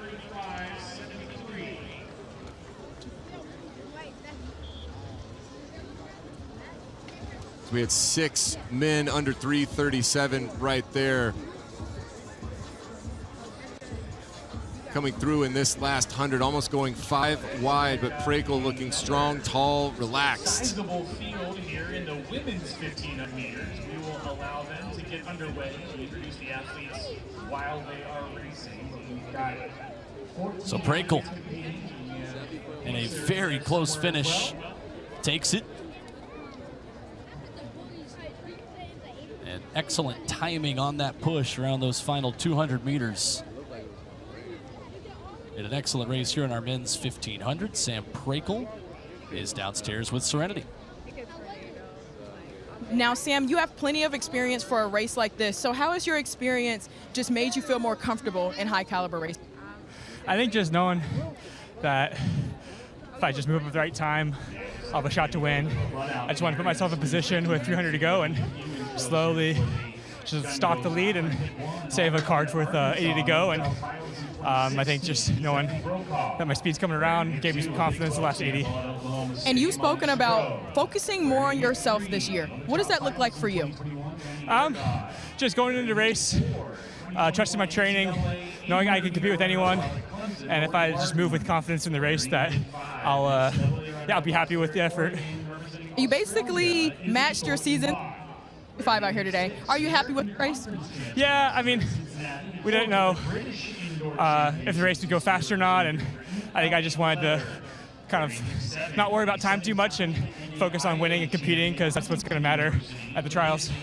And good luck at the trials. Congrats. Thank you. Will?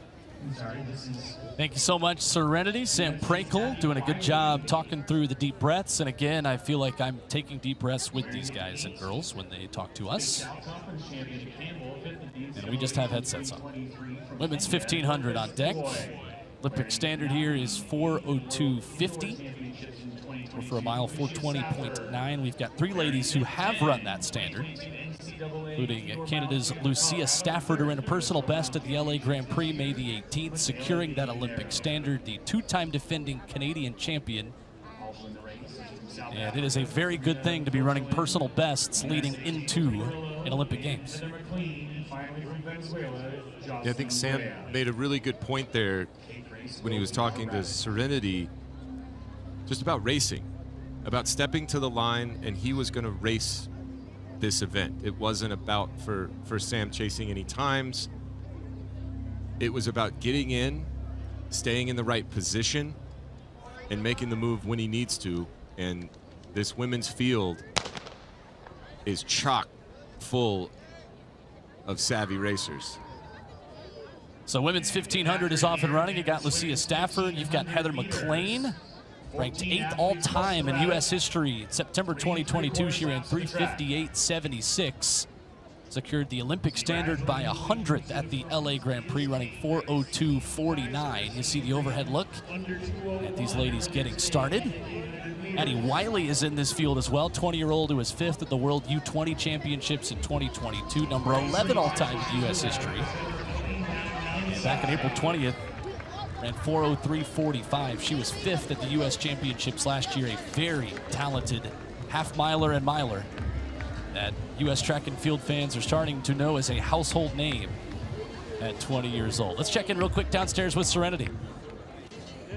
I'm with the winner of the women's long jump, 671, Miss Tiffany Flynn. I know you were just talking about consistency. Is that what you were looking for coming into today? Honestly, yes. Just trusting my training and trusting that the big jumps are coming. So with consistency comes a big jump. So just trusting my training, and the consistency is a show that I'm doing what I'm supposed to do. So. Now, I know you personally, so what were you looking for coming into today? Give me a mark. 7 meters, to be real. And that's okay? For real. Yeah. Now, what's next for you in between now and Olympic trials? I'm going to do Chula Vista next week and then gear up for trials. Good luck. Thank you. Back to you, Will. Thank you, Serenity. And the women's 1500, the pacer is off on the outside, and we've got Heather McLain running right there up front here in this field. That pacer was Kate Grace, who just clocked around 2 minutes in the 800 earlier this evening, doing double duty, maybe getting a little bit of a workout right here, trying to pull these women along. Went through that first 300, 46.04, 67.09. McLain and Stafford there leading proceedings. Got Dorcas Uwoy of Kenya, Addie Wiley, who we mentioned, Stephanie Brokaw, the American, and a quick top 5, single file here, waiting to maybe make a move here. Stafford, the Canadian, right behind Heather McLain, the American.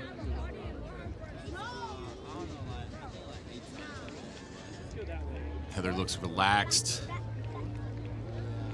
confident, bouncy, really comfortable, as Addie Wiley starting to make a move into the top 3, find a position before they come into the turn. Simultaneously, we get to see one of the best athletes in the world, Anna Hall, on her attempt in the high jump right there. So Wiley on the outside, Stafford there with Heather McLain, who's got the Olympic standard. These 3 out in front all have that Olympic standard. Addie Wiley, who ran a personal best last September in Belgium, a 3:59.17. 2 of the best in U.S. history are side by side, and McLain and Wiley with a 2-time defending Canadian champion. Stafford still running very quickly in there as well. She was at the World Championships last year in Budapest, and this top 3 keeps changing order. Addie Wiley now in front. Stafford says, don't forget about me. McLain rounding out a very quick top 3. Let's see if the lead changes once again here in these final 100 meters. Wiley taking a peek up at the clock. The final 100 in this women's 1500. Stafford swinging to the outside. The legs turn, the arms come forward, and Stafford, the grimace on her face, has got maybe a half a step. McLain there too. To the line they go, and it's tight. Too close to call. Stafford and McLain just kept trading the lead all the way down to the final meter. And it is Heather McLain, 4:02.64. Lucia Stafford, 4:02.65.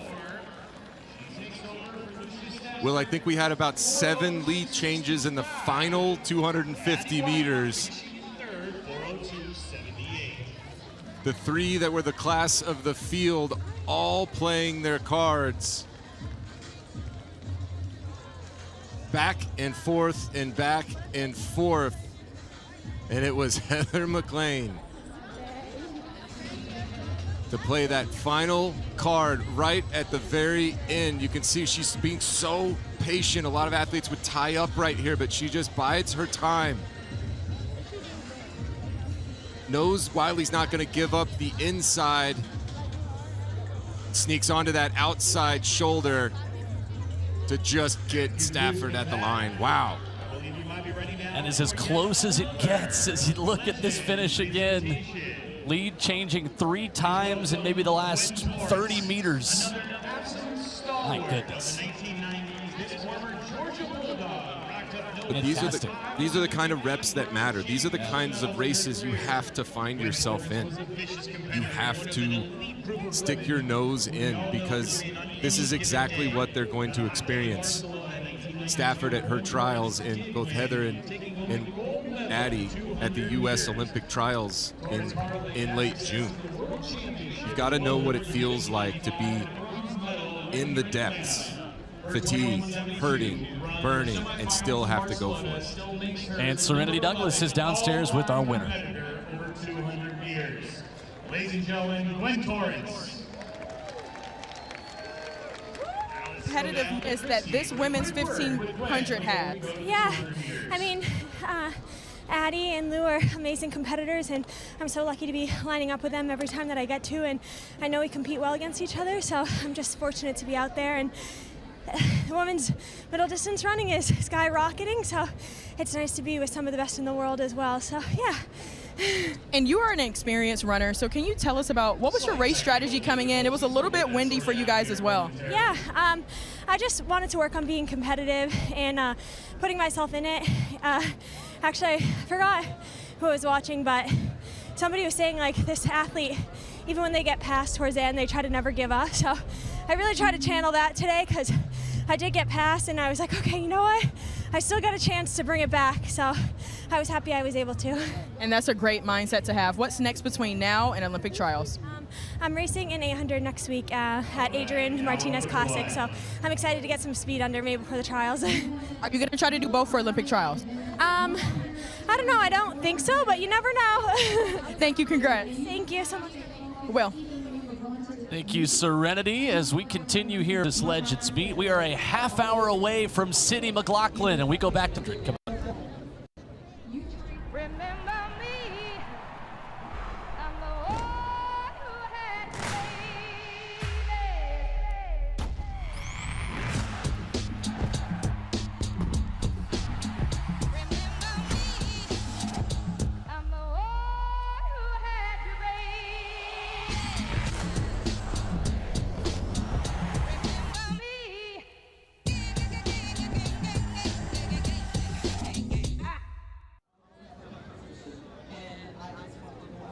Back at Atlanta Morehouse College, where we bring you the debut of the 2024 American Track League season. Two-time world champion Trey Hardy. Got another Texas Longhorn down on the field in Serenity Douglas. I finished 150th at my first race in cross country at the other UT at Tennessee. You don't want to hear about that. I'm Will Boling. This is the women's high jump that continues. A track fan is a track fan. Doesn't matter where you started or what you did. It is the pinnacle of human performance. And it doesn't matter how fast you run, how far you jump, how high you jump. You understand how special it is to watch some of these athletes do what they do. All right, 1.81 m, that was Jamari Drake, former Georgia Bulldog. Got a lot of those here in Atlanta tonight. As that competition continues, there is Vashti Cunningham. And there is the start list for the women's 200. Tamari Davis, 21-year-old who has already achieved so much. Gold in Budapest with the U.S. 4x1. Was at the World Relays with the United States earlier this month. Third at the U.S. Championships last year. 9th in the World Final. And she'll have the now Canadian record holder at 100, Andrea Leduc, to her outside. Davis is in lane number 5. Olympic standard 22:57, the mark that these ladies are gunning for. Lead start as we watch Tamari Davis run in lane number 5 here right in the middle of your screen, and it is an excellent start for the decorated U.S. superstar sprinter. With Leduc to her outside, it's Tamari Davis stepping away from the field, trying to hold off the Canadian to her right. They continue stride for stride. Leduc making up ground, and Leduc will take it.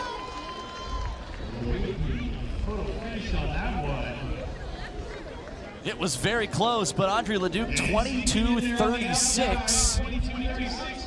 And that is legal win and a career best for the Canadian. I think that face says it all right there. What a battle.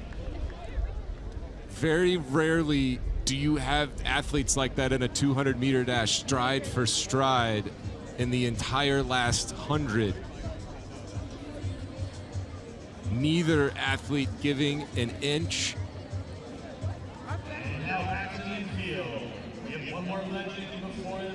Each of them just pulling the other one along to that time. That's a fantastic run here this evening by Audrey Leduc.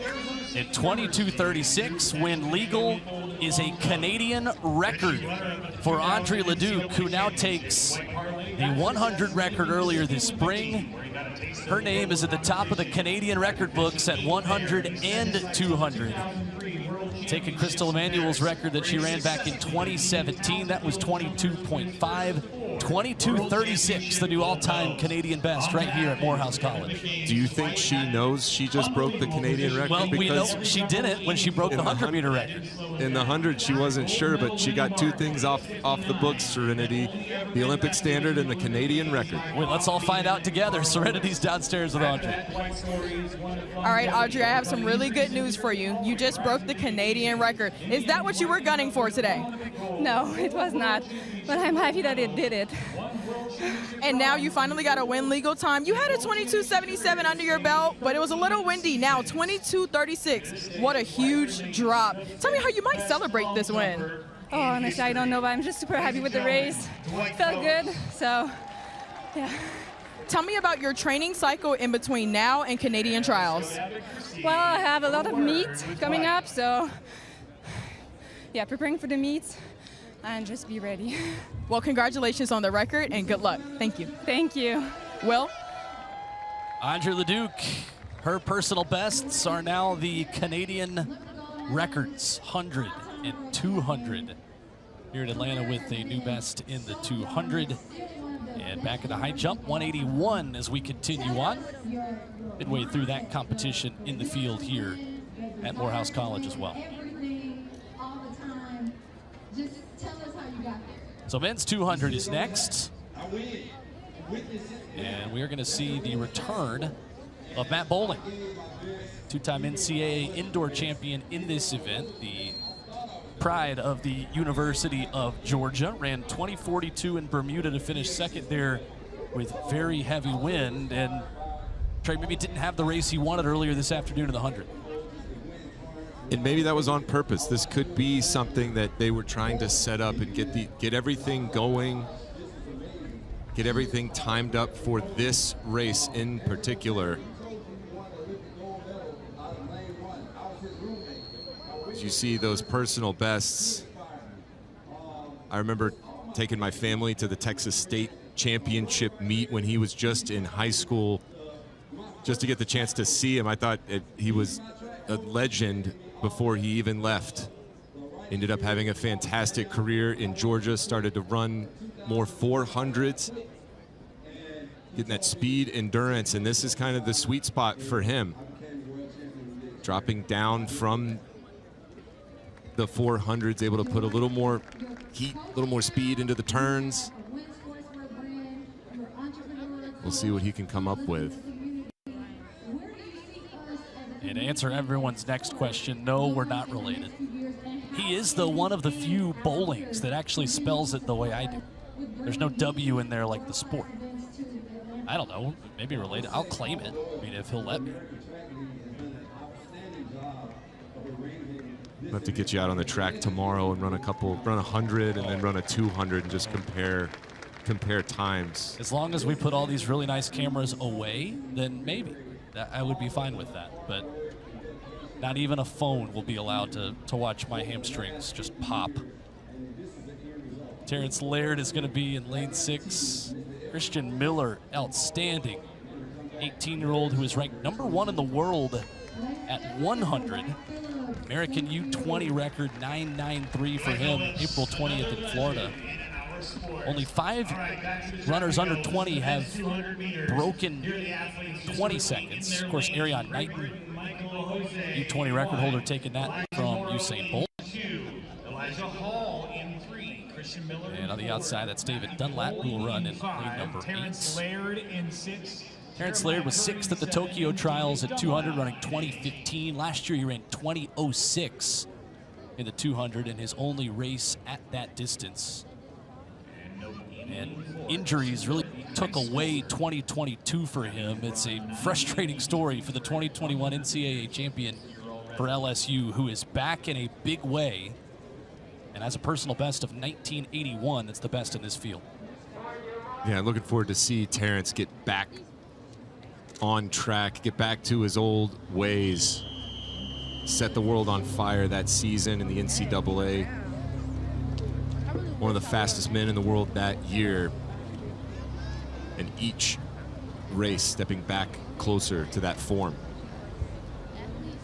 A couple of years ago, Matt Boling was the high school superstar sensation. Now it's Christian Miller from Creekside High School. Today they run side by side. Miller in the red and black in 4, Boling in the all black in 5.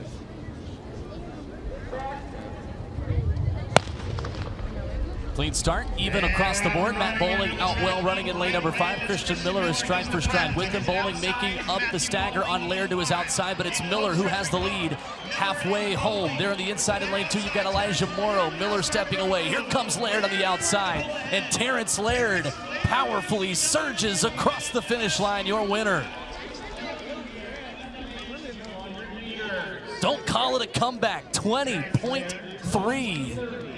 Terrence Laird takes the win, the talented American. Oh, he is back in a big way. Miller second, 20.54. Boling third in 20.58. That was cool, calm, and collected right there. For Terrence Laird, wasn't in the best position, but he didn't panic. Coming around the bend, getting into the home stretch through that exchange zone. He could have tightened up. He could have panicked a little bit, but he stayed relaxed, stayed open, tall.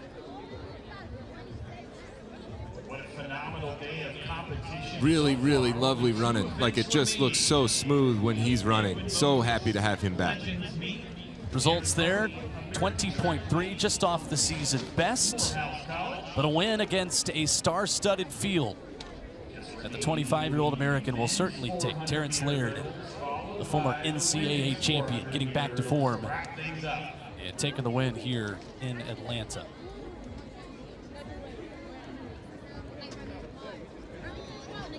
Let's go downstairs to Serenity. So I'm going to call this one, where has Terrence Laird been? You had a huge impact in college. Where did you go? Just injuries, just kind of all the chips stacking up against me. But now I'm healthy now. I'm just getting ready for Olympic trials and see what I can do. So to have been dealing with injuries like that, coming back out here, it can be tough because there could be a mental block and you never know if something can happen again. So how do you prepare for races such as this? It's just another race. Just because, you might feel something, nobody's 100% healthy. And I've went through it all through LSU career and before, so it's just another day at the office. Just go out here, put my best foot forward and run, see what I can do, and then make the tweaks and corrections next week at practice. Tired, can't breathe. Well, of course you're tired. You just ran really fast. Yeah, I guess it was all right. I feel like a lot of things I could have already done better, but it's all right. I'm cool with it. And you packed your bags. You're no longer in Baton Rouge. You are now training in LA. Who's your training group? What is it like? I'm by myself. I'm with Coach Darrell Smith, used of Cal Poly Pomona. And we just kind of been just working on things where, just getting stronger, focusing on a lot of things deficiencies I had, and just staying healthy is the hardest part. Just because of all the injuries I've had, just kind of just setbacks and everything. But we got a plan and it's going to come to fruition. Thank you. Congrats. Thank you. Well. Thank you so much, Serenity. And that leaves us with what we might say Trey Hardy is the main event. I think that's a safe assumption. 400 hurdles are on deck. The men followed by the women. Sydney McLaughlin gets ready to run in 10 minutes. Remember me, I'm the one who had to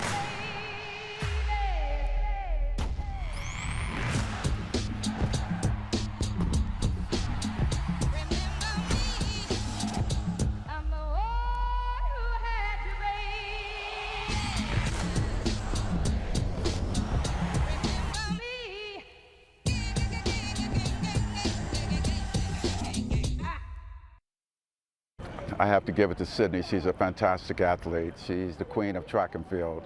The 400-meter hurdles are the hot events both in the men and the women because they can produce anything, a world record, anytime that someone gets out on the track. I'm looking forward to her probably. I'm sure she's going to have the fastest time in the world right here on this track.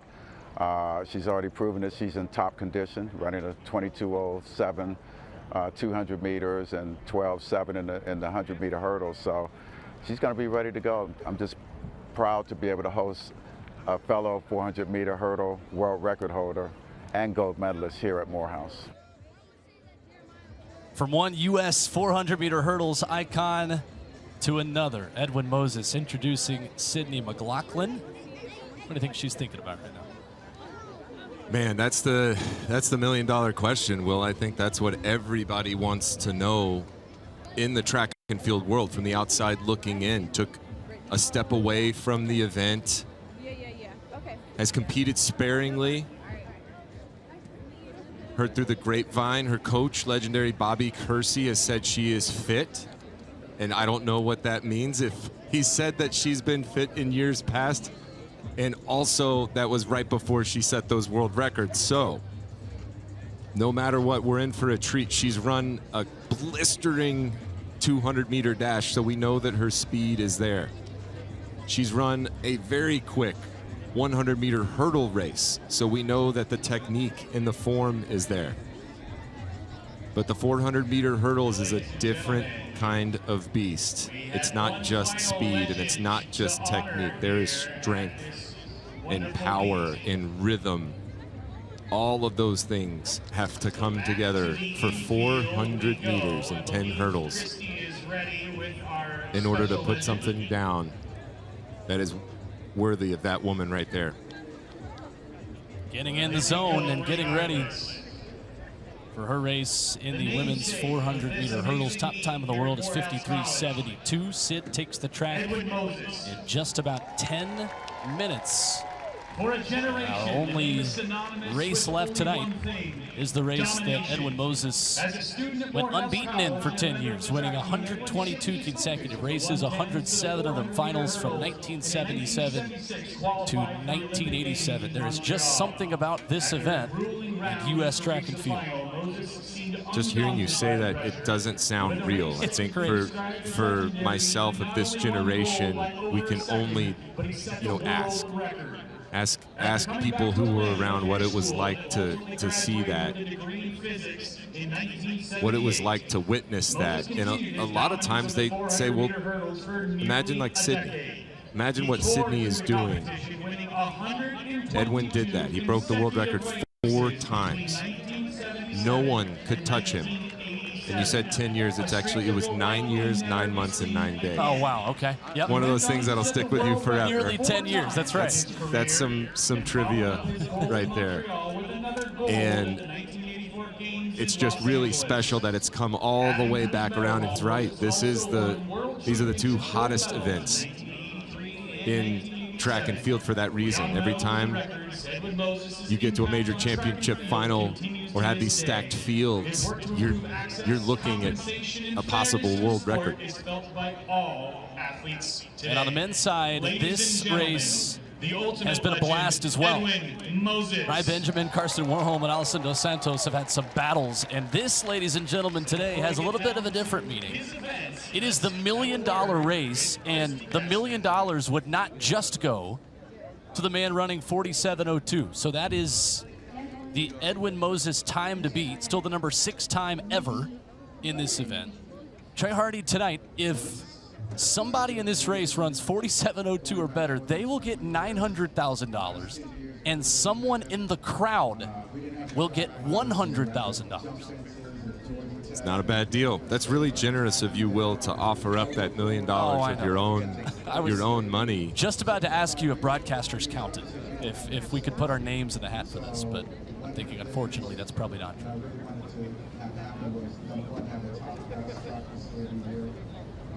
So that is the personal best of Edwin Moses. So they're going to have to hit it exact. I'll specify here, and I'll get this right. There are hundreds of thousands of dollars on the line. This is something that I want to get correct. If the winner runs 47.02 on the dot, not 100th higher or lower, then somebody sitting here with us in Atlanta tonight is taking home a smooth $100,000. And the winner would take $900,000. I love it. Would not be a bad day at the office here. In the marquee event. So we've got an excellent field here in this men's 400-meter hurdles. The Olympic standard is 48.7. Last July, Khalifa Rosser of the United States ran 48.71. Ever so close to that mark. But he has broken in his career. 47.59 is his PB. He was 5th at the Eugene World Champs after a 3rd place finish at the U.S. Championships. Tells you again, too, just how loaded this event is on the men's and women's side. for the United States. Audric Bailey is in here as well, ran a personal best to finish 4th at the 2021 trials, 7th at the 2022 champs. The 30-year-old will be in lane number 5. World lead 46.63, belonging to Alison dos Santos.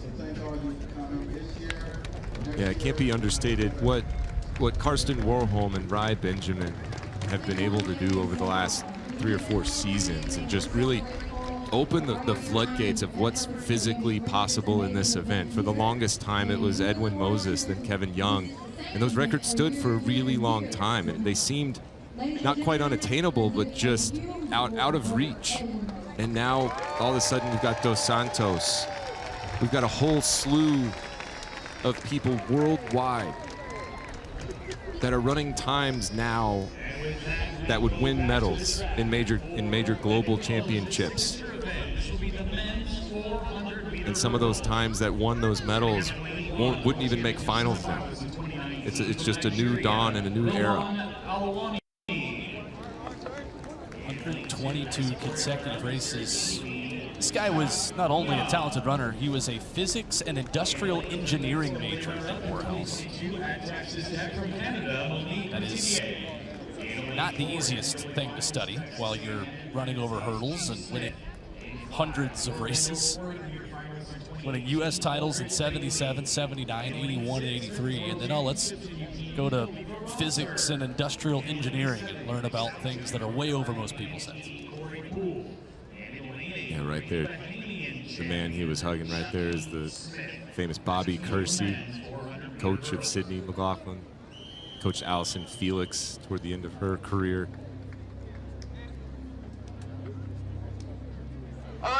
You'd be hard-pressed to find a major global championships or Olympics where one of Bobby's athletes wasn't winning a medal. It's one of the most entertaining events in world track and field in the year 2024. The 400-meter hurdles, the men followed by the women, wrapping up our competition here tonight from the heart of downtown Atlanta. Field that includes 5 of the best Americans. Khalifa Rosser, Audric Bailey headlining the field. A clean start. Rosser in lane 6 with the headband. In lane 5, you see Audric Bailey smooth over the start. Here are the men's 400 hurdles, and Rosser with the advantage down the backstretch. Looking strong. With Bailey behind him, you got James Smith, who celebrated his 24th birthday last week. 6th at USA's last year as a Texas Aggie. And way on the outside, Shaquem Smith, the 3-time defending Bahamas champion, is running very quickly as well. And Smith is going to take this thing in the lead into the final 100 meters. Running blind on the way outside in lane number 8. Smith with Rosser gaining ground. Bailey and Smith on the inside are battling. And Shaquem Smith from the Bahamas maybe never saw another runner the whole race, and none of them beat him anyway.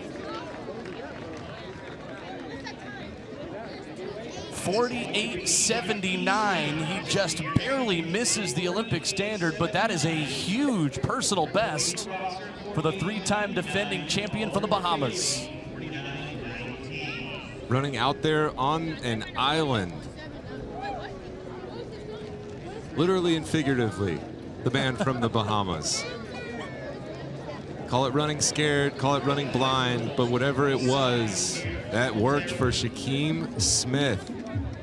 Went out hard, held that all the way through the turn, and had the strength to hold on. A lot of times what you see coming into those 9th and 10th hurdles is form breakdown, chopping steps, not getting that lead leg up over the hurdle and crashing the hurdle, but he keeps waiting for someone to run up next to him, and they were not going to make it in time. Shaquem Smith, fantastic personal best. And a look from above at this finish. Very talented field that tried to sprint in behind him.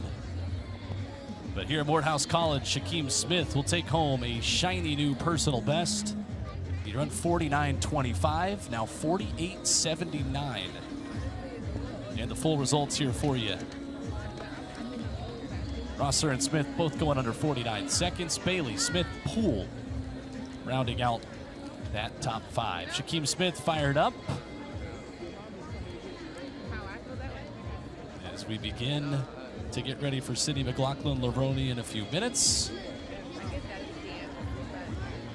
Downstairs, Serenity has a very special guest now on the track.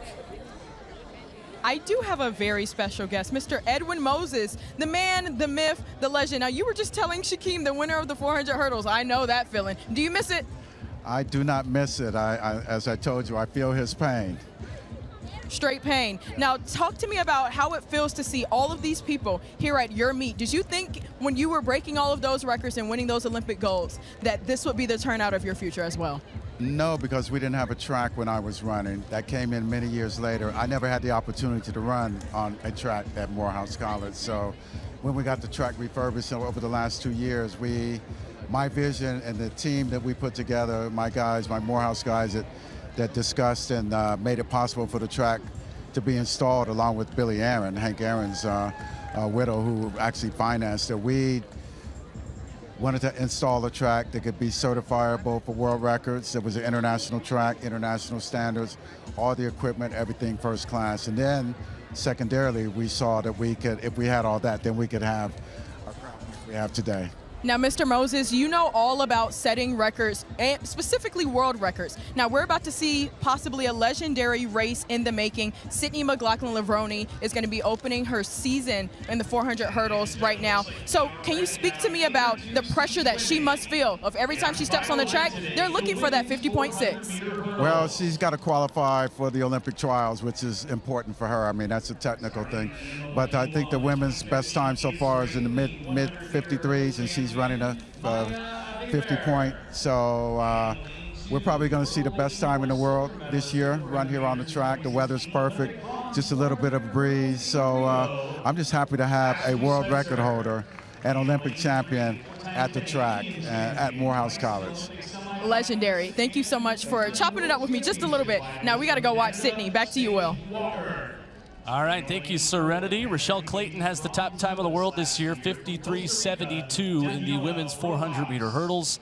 And the lady that has run the fastest time ever in this event is back. Sydney McLaughlin-Levrone for the first time since August 8th, 2022 in Hungary, on a day where she ran 51.68. Sydney is back in her world record event. Trey Hardy, what do you want to see from her today? I want to see how it all comes together. I think we're poised to see one of the fastest runs in history based on her fitness, based on the 100-meter hurdles we've seen, the 200-meter dashes we've seen, and over the Atlantic, there's a Dutch woman named Femke Bol who has been setting the world on fire and made it known that she wants gold in Paris in this event. But the only thing standing between her and that gold is this woman right here, Sydney McLaughlin-Levrone.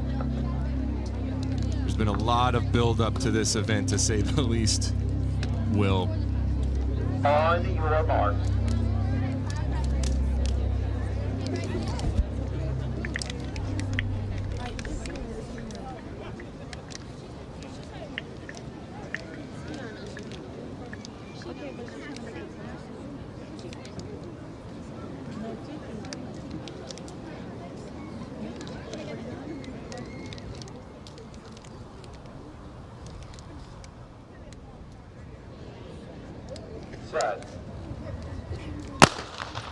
A clean starter with that. Sydney McLaughlin-Levrone is back in her signature event over the first hurdle. The world record holder gets started around this track at Morehouse College in Atlanta. She got out really, really well. Not chopping her steps quite, but she's got lots of speed. She's trying to learn how to drive this new fast car. Coming around, looks smooth and in rhythm, is making up staggers and putting distance on the field at 200. A world record holder in our midst in Atlanta. Look at her go. Sydney McLaughlin-Levrone is back in a big way. The crowd at their feet. They're seeing a world record holder live in person. Her first 400 hurdles since August of 2022. It's going to be quick. The world record holder holder is here. Look out, world, Sydney's back. 52.7. And by over a second, the #1 time in the world in 2024. We knew we'd get a world lead.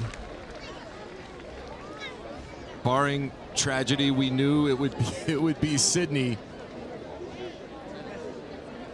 That's about as easy and smooth and controlled as anyone has ever run any race. That was just butter.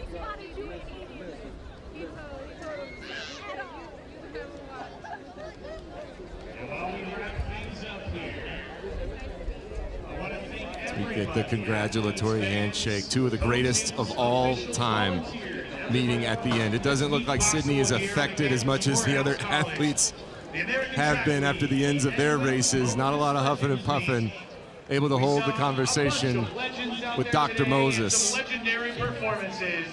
So on behalf of the American Track League, That is U.S. track and field royalty. and on behalf of the infield compatriot, And it looked like Sydney was just out there for a training run. Castling. My name is Rob Vermillion. We'll see you again next year. Thank you for coming. I think partially a look of relief on Sydney's face, getting that out of the way. The Olympic standard is done. She's got her seat at the table. She's ready for the Olympic trials and the rounds that are to come. Here's how she did it. Sydney McLaughlin-Levrone knocking off the rust, and she looked anything but rusty, Trey Hardy. Yeah, entering the back stretch looked like just almost like not anxious, not out of sorts, but fast. Like almost too fast. It needs to be, the steps need to be on schedule and on rhythm. If you're too close to the hurdles, it breaks your momentum. You're not able to carry that speed around the track.